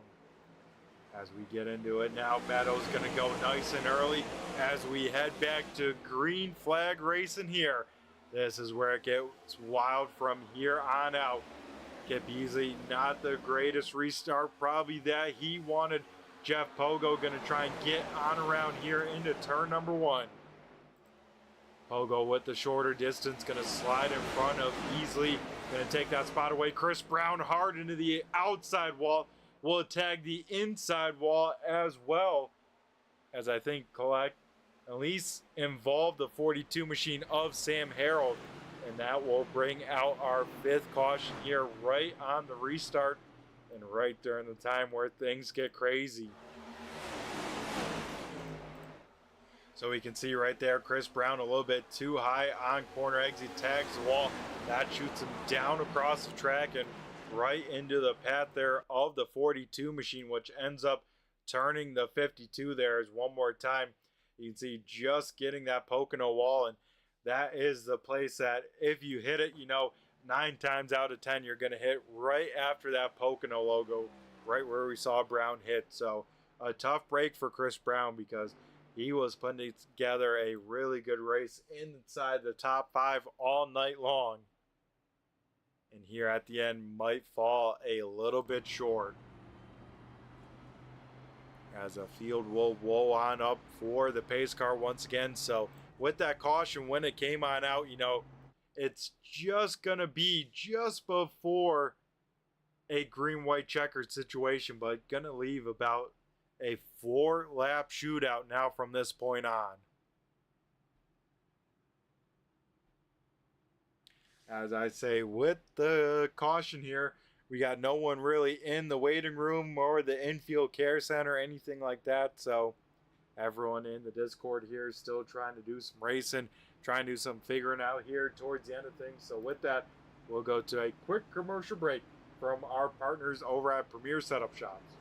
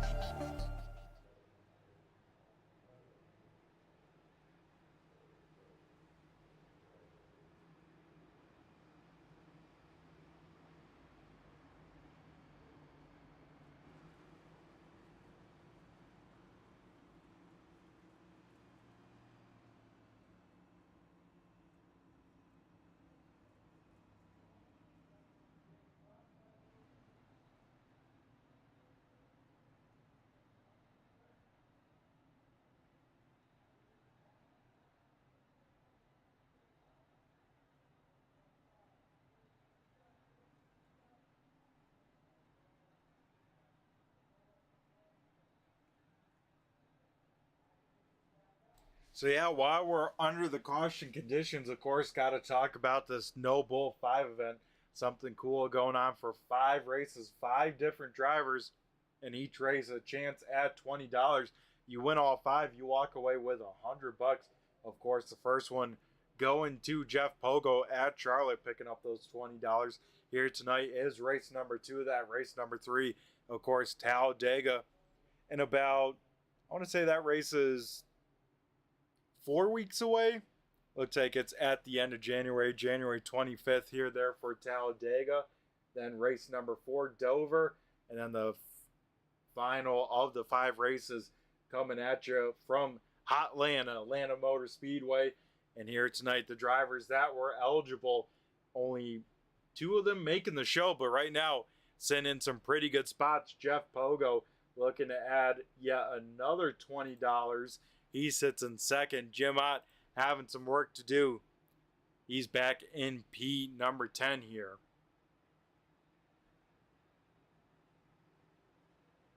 As yeah, Chris, with this caution, that's allowing the left sides on the 19 and the 8 to cool on off a little bit more. Let them shrink on down just that little bit more. And yeah, hopefully kept easy. Gonna restart on row number 2 here, so gonna have a better shot maybe of some less wheel spin, but interesting call. Cody Meadows gonna choose the outside lane, so actually here the 8 car Kip easily going to have to restart behind Jeff Pogo as well, and not the race leader.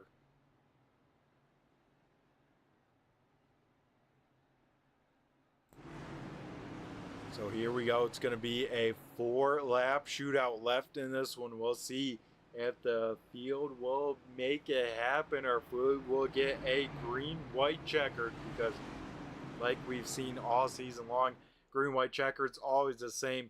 If we do get a caution before the white flag, we'll go to our 1 attempt at a green-white checkered.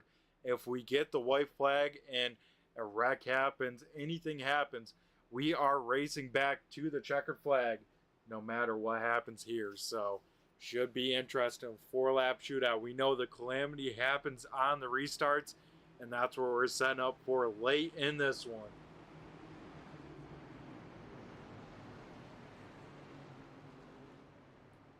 As you have some stout guys still up inside the top 5 here. Cody Meadows going to be leading the field back to the green flag here, just like he did last caution. Jeff Pogo now up on the front row. Kip Easley in 3rd. Anthony Calatoni 4th. Then it is Mike Kelly, Chad Coleman.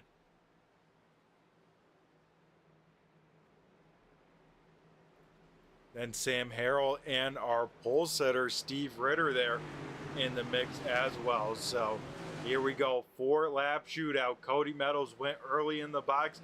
Does he do the same? No, he'll wait till late as we head back to green flag racing here. Meadows and Calatoni, a good start up in row number 2. Those two going to be right on top of each other. Calatoni able to get clear from Pogo. Calatoni will take a peek to the inside of Meadows for that race lead. Pogo going to try and keep her pinned on down. He has now the 38 machine of Chad Coleman. Coleman right in the mix. Here comes Kip Easley as well. Pogo got stuck in that inside lane, had to pinch that race car even though he had the shorter distance. Couldn't quite keep the momentum. Jim Ott in the mix as well. Ott quickly up to P number 6. But out in front, can Cody Meadows pick up the win with the strategy call of the race? This time by, we will now see 3 laps to go, or the driver right behind him, Anthony Calatoni, looking to go 2 in a row. With last week's win at Richmond, was his 2nd ever win. His first one came all the way back at Auto Club in his first ever start. Calatoni, though, looking to pick it right back up and try and go 2 in a row. Gonna run out of time as here we go. Calatoni gonna shoot it way down. Cody Meadows with an issue here. Our race leader, Cody Meadows, maybe got the wall. As yeah, that right front looks broke on that race car. Heartbreak for Meadows as he goes leading inside of 3 laps to go to probably a 17th place finish. Man, Cody, it seems like he couldn't even buy luck if he could here at this point in the season. Popsicle sticks, though, up in the air for Anthony Calatoni.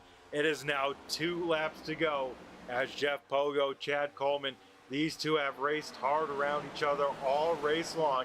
How will this end on up? These two have to be smart, though. Can't race each other too much, or else it'll give this win to Calatoni. 1 car in the wall there off of turn number 1. I think that was the 42 machine of Sam Harrell. Harrell will get the wall big time, and that'll now Nick Larson to try and get on by. So Nick Larson, a quiet day for him, but when it counts here at the end, inside of this top 10. Top 5, though, quiet and on out here. Everyone kind of stuck where they are, whether dirty air or the draft, because here we go. White flag is out this time by. We are racing back to the checkered. Kelly and Harrell gonna go side by side, teammates duking it on out right inside this top 10 here. Both of them trying to walk away with a top 10 finish in their first ever start, and right now doing just that for the time being. Charles Van Schaik right there as well in that blue 41. He will pick up P number 9 for the time being, and Scott Simley hanging on to 10th now. But here we go, Chad Coleman not gonna have enough time there in P number 2. Through the final time, through turn 3 on turn 3, it will be Anthony Calatoni going 2 in a row and picking up the win here at Pocono. Chad Coleman will bring it home here in second, and Jeff Pogo here will round out the podium. Kip Beasley will keep a top 5 streak alive with a 4th place, and Steve Ritter led the field to the green flag. Will round out the top 5 here, but Anthony Calatoni picking up right where he left off. The Michelob number 10 machine takes retirement with a win, and he comes back as the 84 Talking Giants machine and picks up a win as Anthony Calatoni wins here at Pocono, and we will keep the camera on him as Calatoni gets ready to celebrate on the long front straightaway of Pocono Raceway.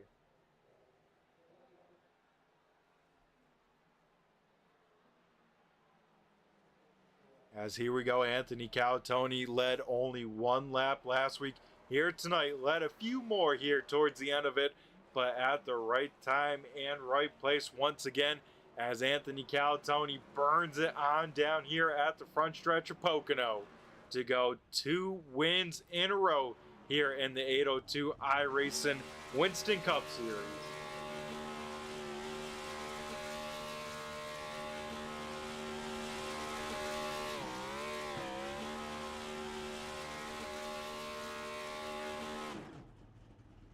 As Calatoni will bring it to a stop here on the front straightaway. Don't go anywhere, folks. We'll be right back after a quick commercial break for our post-race show.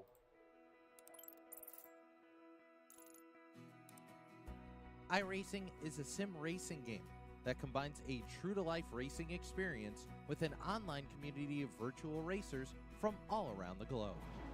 iRacing offers a multitude of officially licensed cars and tracks, laser scanned with millimeter accuracy. Their car models and mechanical systems are based on real-world physics, engineered in cooperation with manufacturers and race teams. Their skill license system ranges from rookie to pro, ensuring members are always pitted against those with similar skill sets. Members are able to sign up for a weekly race series, compete in time trials, host a private race with friends, and participate in racing leagues created and run by the community. With over 170,000 members, iRacing works in partnership with renowned motorsports organizations like NASCAR to deliver virtual races based on the real-life NASCAR Cup Series, as well as many other series on the NASCAR ladder. iRacing also features team racing, providing a variety of options for members to create and manage their own teams, race with friends or real-world teammates in full-length endurance events like the 24 Hours of Daytona, Spa 24, or the Bathurst 12 Hour. Additional partners include IMSA, World of Outlaws, Supercars, and IndyCar, allowing members to race in their very own Indianapolis 500, Bathurst 1000, Chili Bowl, and many more iconic events. This is iRacing, delivering the most authentic racing experience short of getting into a real race car. Sign up today at iRacing.com.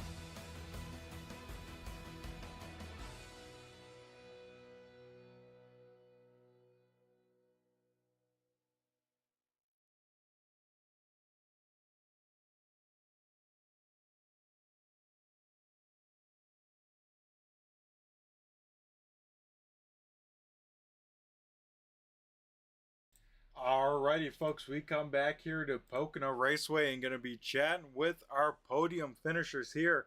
And our first driver we will be talking to here will be the driver of the 97 machine. It will be Jeff Pogo here, finishing in P number 3. Jeff, do you got a copy? It's Brett the Jet in the booth here. Yeah, I got you, buddy. Alrighty, man. First and foremost, 80 laps done and over with here at Pocono. How you feel, my man?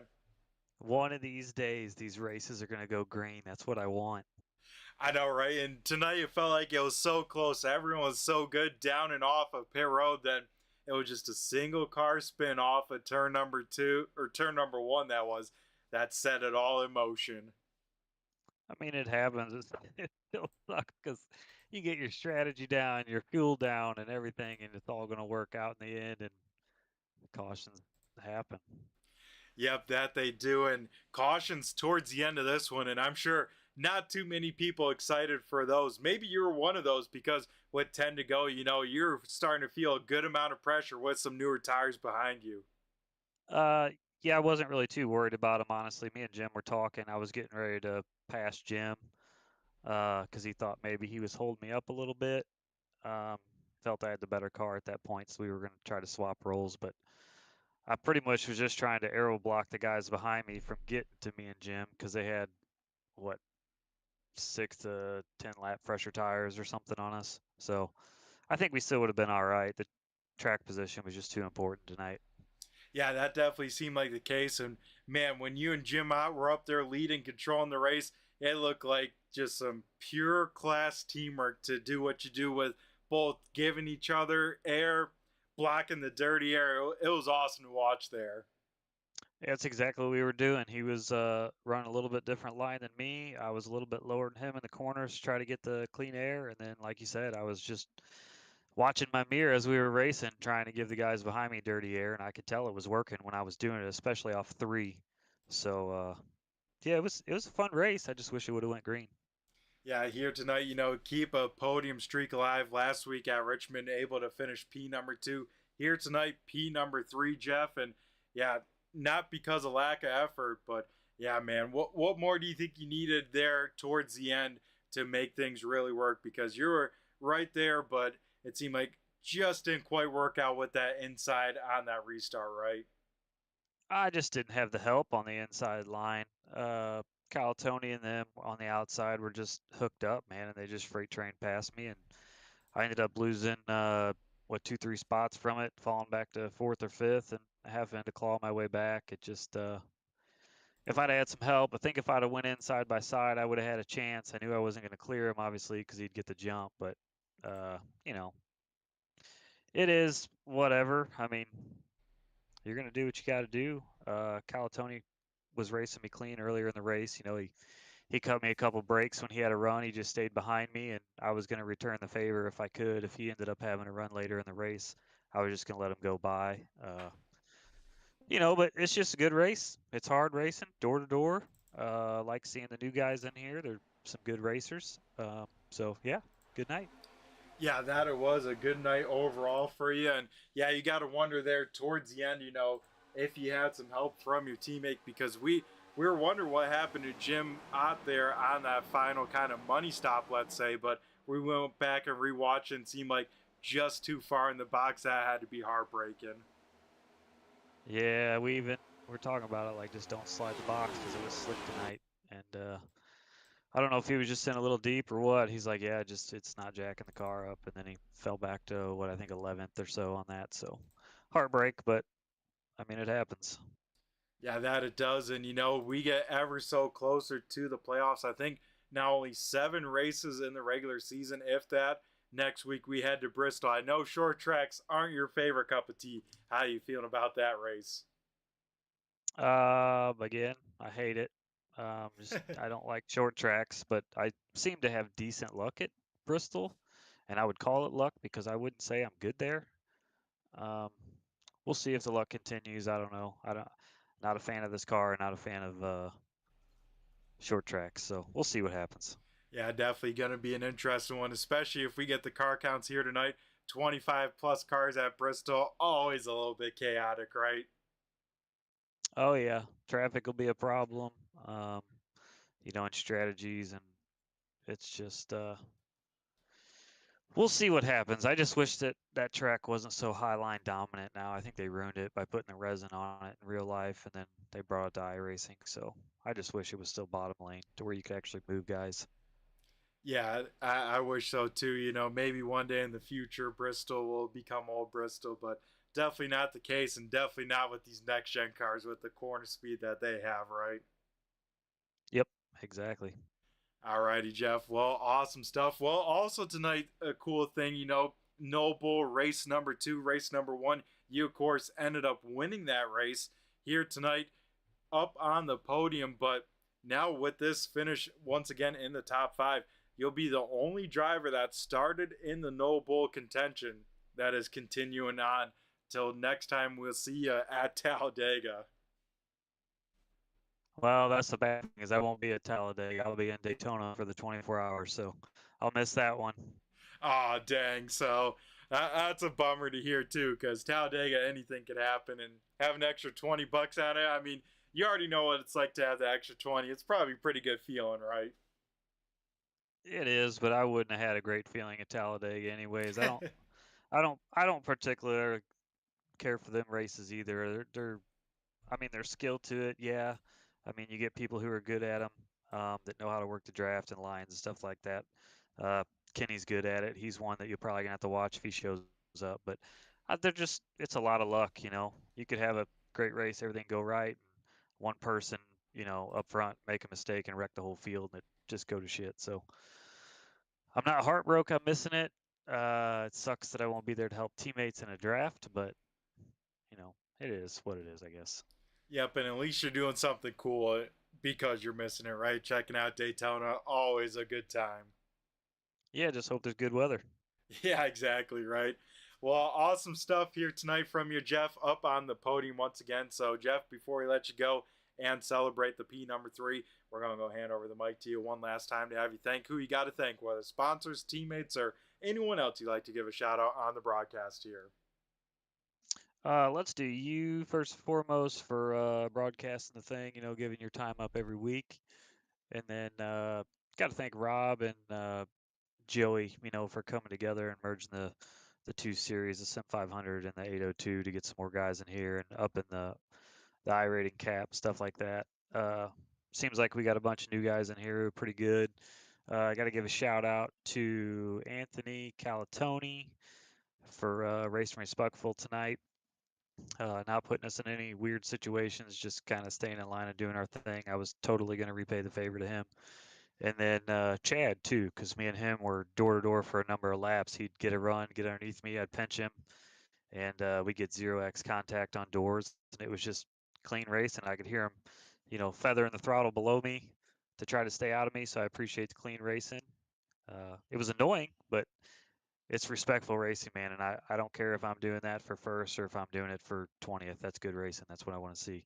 And then, again, teammates, Jim Ott, doing the teammate thing with me tonight, giving me some fresh air. And then, Chris was running good again tonight and had a little whoopsie there at the end. And I don't know what happened to Brandon. I think he kissed the outside wall again. He seems like he keeps doing that. So we need to figure out how to stop that from happening. But, yeah, good night. Can't wait to do it again next week. Yep, that it was, Jeff. And yeah, we look forward to seeing you next week at Bristol. So you, my man, have a great rest of your week. And I'm sure we'll be talking again here in the near future. See you, buddy. Alrighty, awesome stuff. That was our 3rd place finisher, the driver in the 97 machine, Jeff Pogo. Now we'll head up to our runner-up finisher. Making his first ever start, will finish in P number 2. It is the driver of the 38 machine. It is Chad Coleman here. Chad, you got a copy? Yeah, I got you. Alrighty, man. First and foremost, how we feeling after 80 laps here at Pocono? We're all right. First part of the race started out really good. We got in line right there, raced a little bit. It was pretty good. And then the end kind of got messed up with that caution. And we got stuck back in traffic. And, man, it was, for about 15 laps there, it's hard to pass. You're just in a cluster and couldn't really go nowhere on the bottom because of the side draft and just made it really hard to pass. But in the end, it kind of worked out. I wish I could have got another shot at Anthony right there, but I had a little contact with the 3rd place car in the middle of turn 1, and that was pretty much the end of it. But all in all, I had fun. It was a good race. Yeah, that it seemed to be. I mean, yeah, Chad, coming into tonight, you qualified up inside the top 5 here, able to run there for the most part. Like you said, it seemed like, man, track position was the premium here when it came down to it. Oh, yeah, dude, track position was huge, to the point to where I seriously considered staying out right there at the end and hoping to get one caution, which we did get that one caution. So maybe if I'd have stayed out on some tires, maybe it would have worked. But that's 20 lap tires, so I don't think it'll work no more than I don't think I could have held them off at the end. Yeah, it definitely would have been very tough, especially with the drivers you're racing around. And speaking about drivers you're racing around, man, you and Jeff Pogo put on a show. It seemed like every time we switched on to you guys were always racing around each other. Yeah, we race side by side a lot, man. Like I was saying, it is whatever they've done with the side draft, which it's been fairly strong to begin with, but man, it is so hard to pass on the bottom here. Now with the way the arrow and stuff is, it just made it extremely hard to try to pass, and you could get big runs and you could be fast, a decent amount faster than somebody. Just clearing them was a chore, to say the least. Yeah, that it seemed to be here tonight. And yeah, Chad, in the right time when it mattered, that outside lane, man, on that final restart. How'd you guys get together like that? And man, you guys were rolling into turn number 1. Yeah, it did. I've never really raced with Cody that much, but Anthony he happened to be in the channel with me and Anthony, and he come down there and said that he had thought about he's going to take the top on the restart. So, of course, neither one of us had a problem with it. So he said he's going to take the top, and as soon as he moved, Anthony went with him, and I went with Anthony, and we had a train hooked up by the time we got to the start-finish line rolling towards turn 1.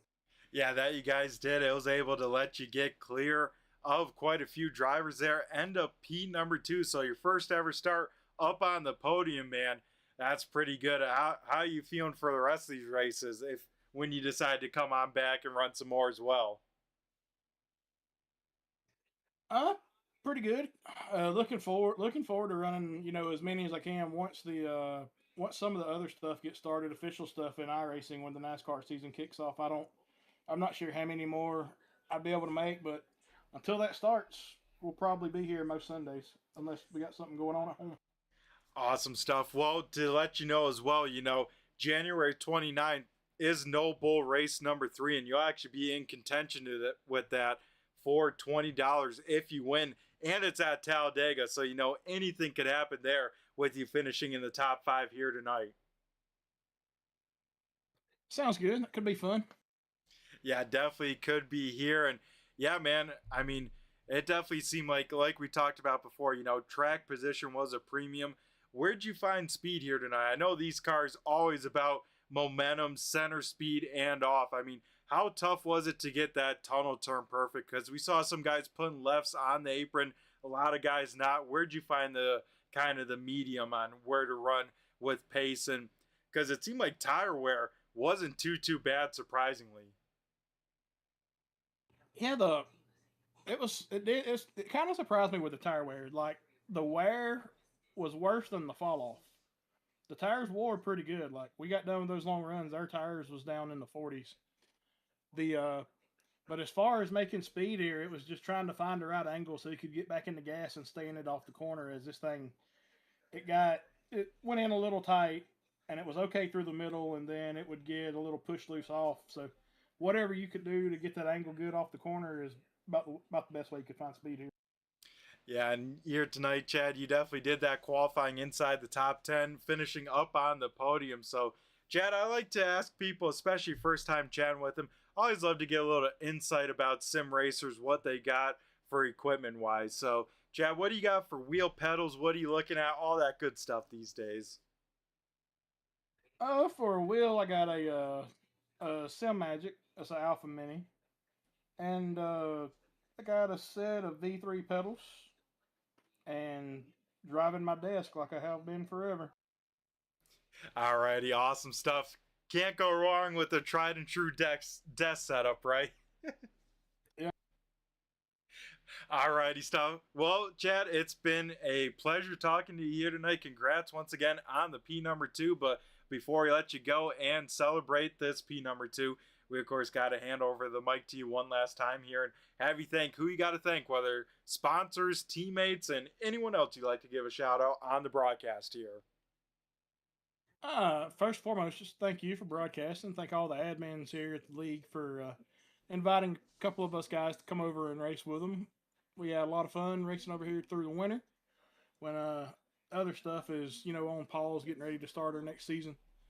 And so thank all the admins for that. Thank Joey for getting us over here and getting together with these guys. And just give a shout out to Anthony on winning the race. Alrighty, awesome stuff. Well, Chad, thanks again for you taking your time out of your night, be a part of the racing action we got to enjoy here. And once again, man, congrats on the P number 2. And if we see you in the future, and I'm sure we will, I'm sure we'll be talking to you again here. All right, man. Thank you. Alrighty, awesome stuff. That was our runner-up finisher, the 38 machine of Chad Coleman. Now we'll head down to Victory Lane and talk to the man of the hour. It is now the 84 car. It is Anthony Calatoni. Anthony, do you got a copy? It's Brett the Jet in the booth here. Brett, good to see you again. Yeah, good to see you too, my man. How are we feeling after 80 laps here at Pocono? Oh, we feel good. I tell you, I wasn't confident coming into it. Pocono hasn't been statistically. I know I just botched that, but not one of my better tracks in my sim career. But something was lined up, I guess, tonight.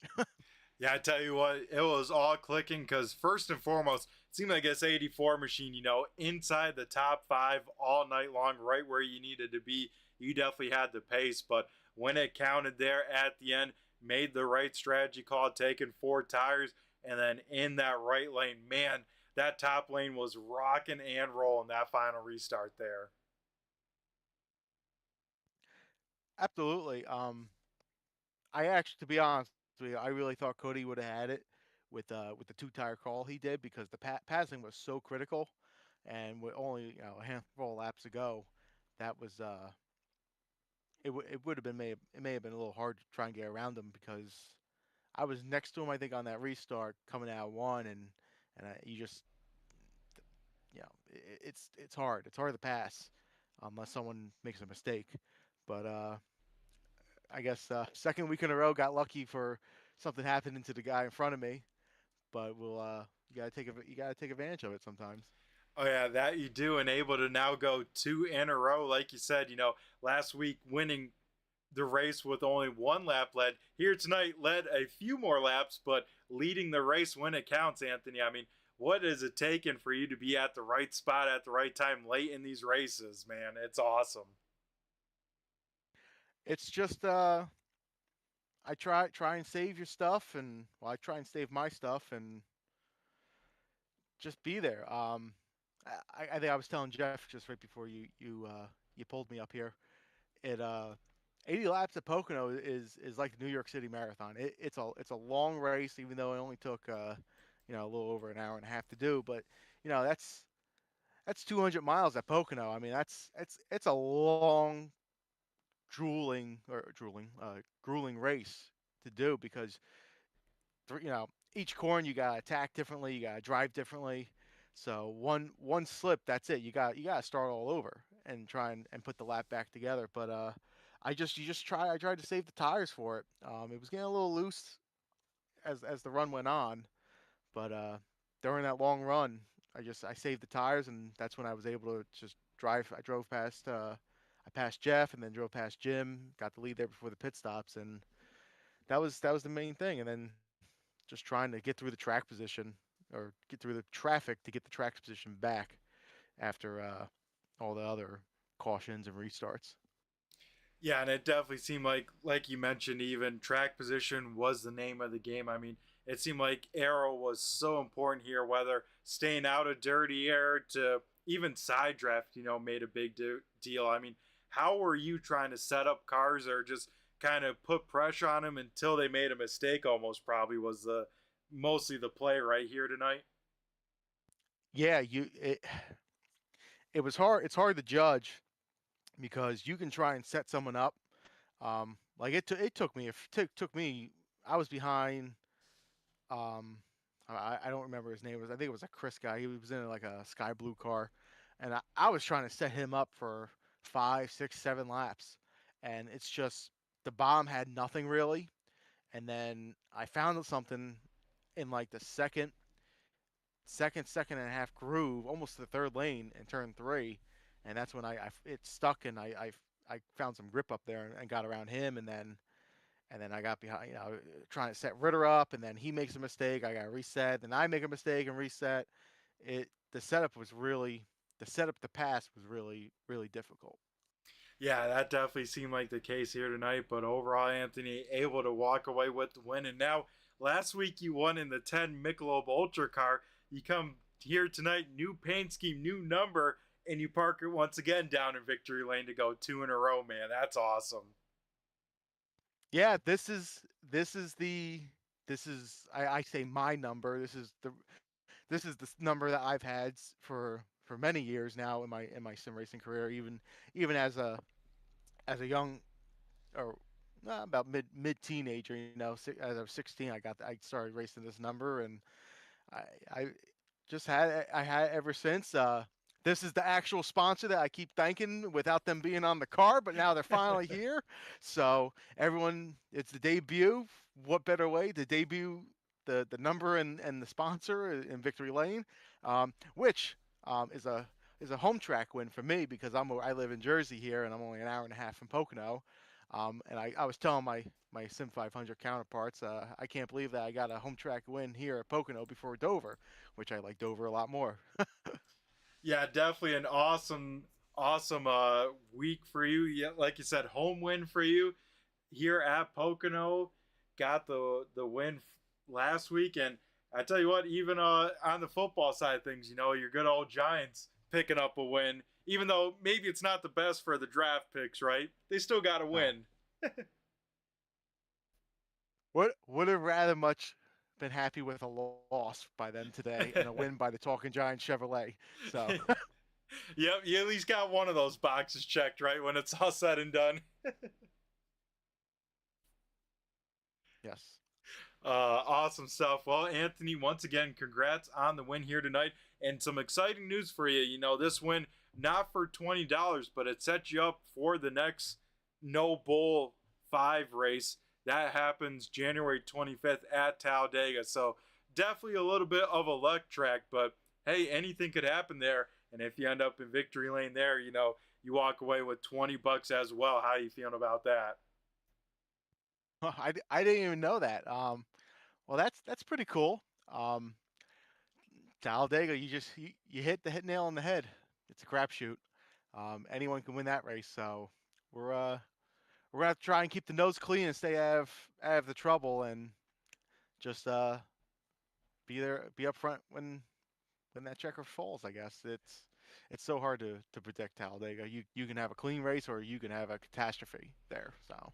Oh yeah, 9 times out of 10, the catastrophe isn't even your own doing. But Anthony, if there's one thing I know about you that I've seen from the past couple races, you know where to be when it counts here at the end of these races. So it could work on over, because how do you feel about your super speedway skills when it comes to these next gen cars as well?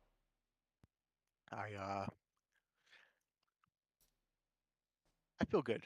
I'm not going to say that I feel real confident because I don't want to give anything away, but I feel comfortable on them. Oh boy, everyone better watch out. He was pretty calm about Pocono when I won. Everyone better watch out at Talladega then, maybe, right? Well, awesome stuff, Anthony. Once again, congrats on your second straight win here, career win number 3, man.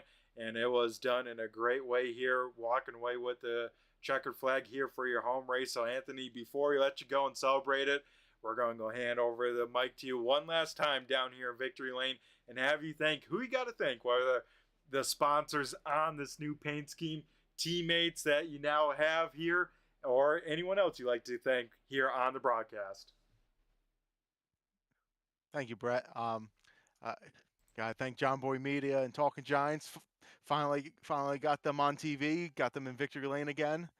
Gotta thank WBD Diecast. They make great custom diecasts. Gotta thank the Rebuilding Warriors group.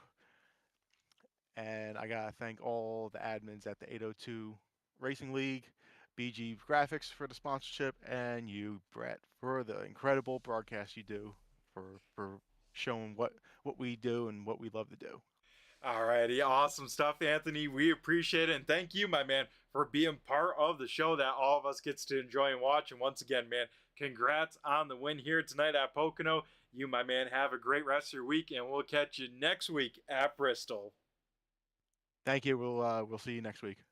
Alrighty, awesome stuff. That was our race winner, Anthony Calatoni, getting the job done to go 2 in a row, picking up the win here at Pocono. So let's head on over live and get things wrapped on up, as it looks like lights are already out here at Pocono. So let's go over the race results and get people wrapped on up and out of here. First and foremost, we got to thank everyone for tuning on in here live or the replay. Appreciate each and every one of you. So Anthony Calatoni now in the 84 machine, but that doesn't change anything. He is down in victory lane.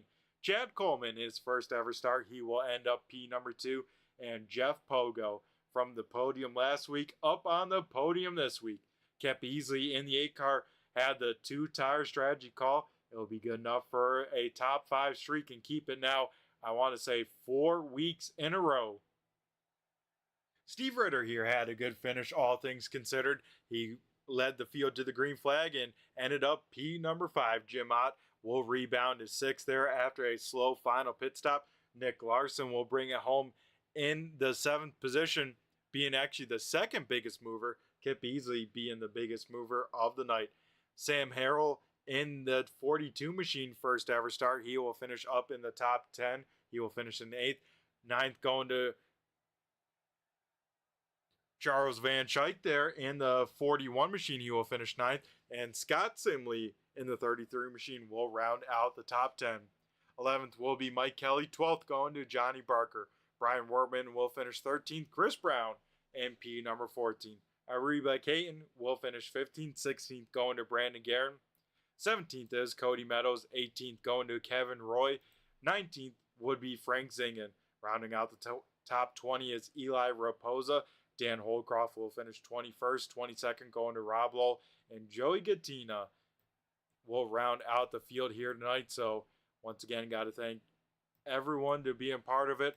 Both the iRacers as well as the series and the series partners. Those series partners being BG Graphix, Riptide Radio, GStone Motorsports, as well as Stone, Chrysler, Dodge, Jeep, and Ram. So that would do it for the Long Pond 200. Next Sunday, these drivers will take on Bristol. That one will be a good one there. Action-packed, beating and banging, tempers flaring. Good old Bristol. We'll get to see it with the 802 Winston Cup Series next Sunday night. So that would do it here tonight for myself. No Bull race number 2 under and over with. No one walking away with the cash, but now 5 new drivers get to try it for race number 3 at Talladega. So that would do it here tonight. I've been Brett the Jet in the booth with Turn 3 Racing Network. Turn 3 is partnered with Premier Setup Shops. You can check them out with a link in the description. Even if you don't buy anything, a click would go a long way. So that'll do it, everyone. Take care, stay safe. And yeah, we'll catch you next Sunday night. So I've been Brett the Jet in the booth, and I just flew by you. Have a good one.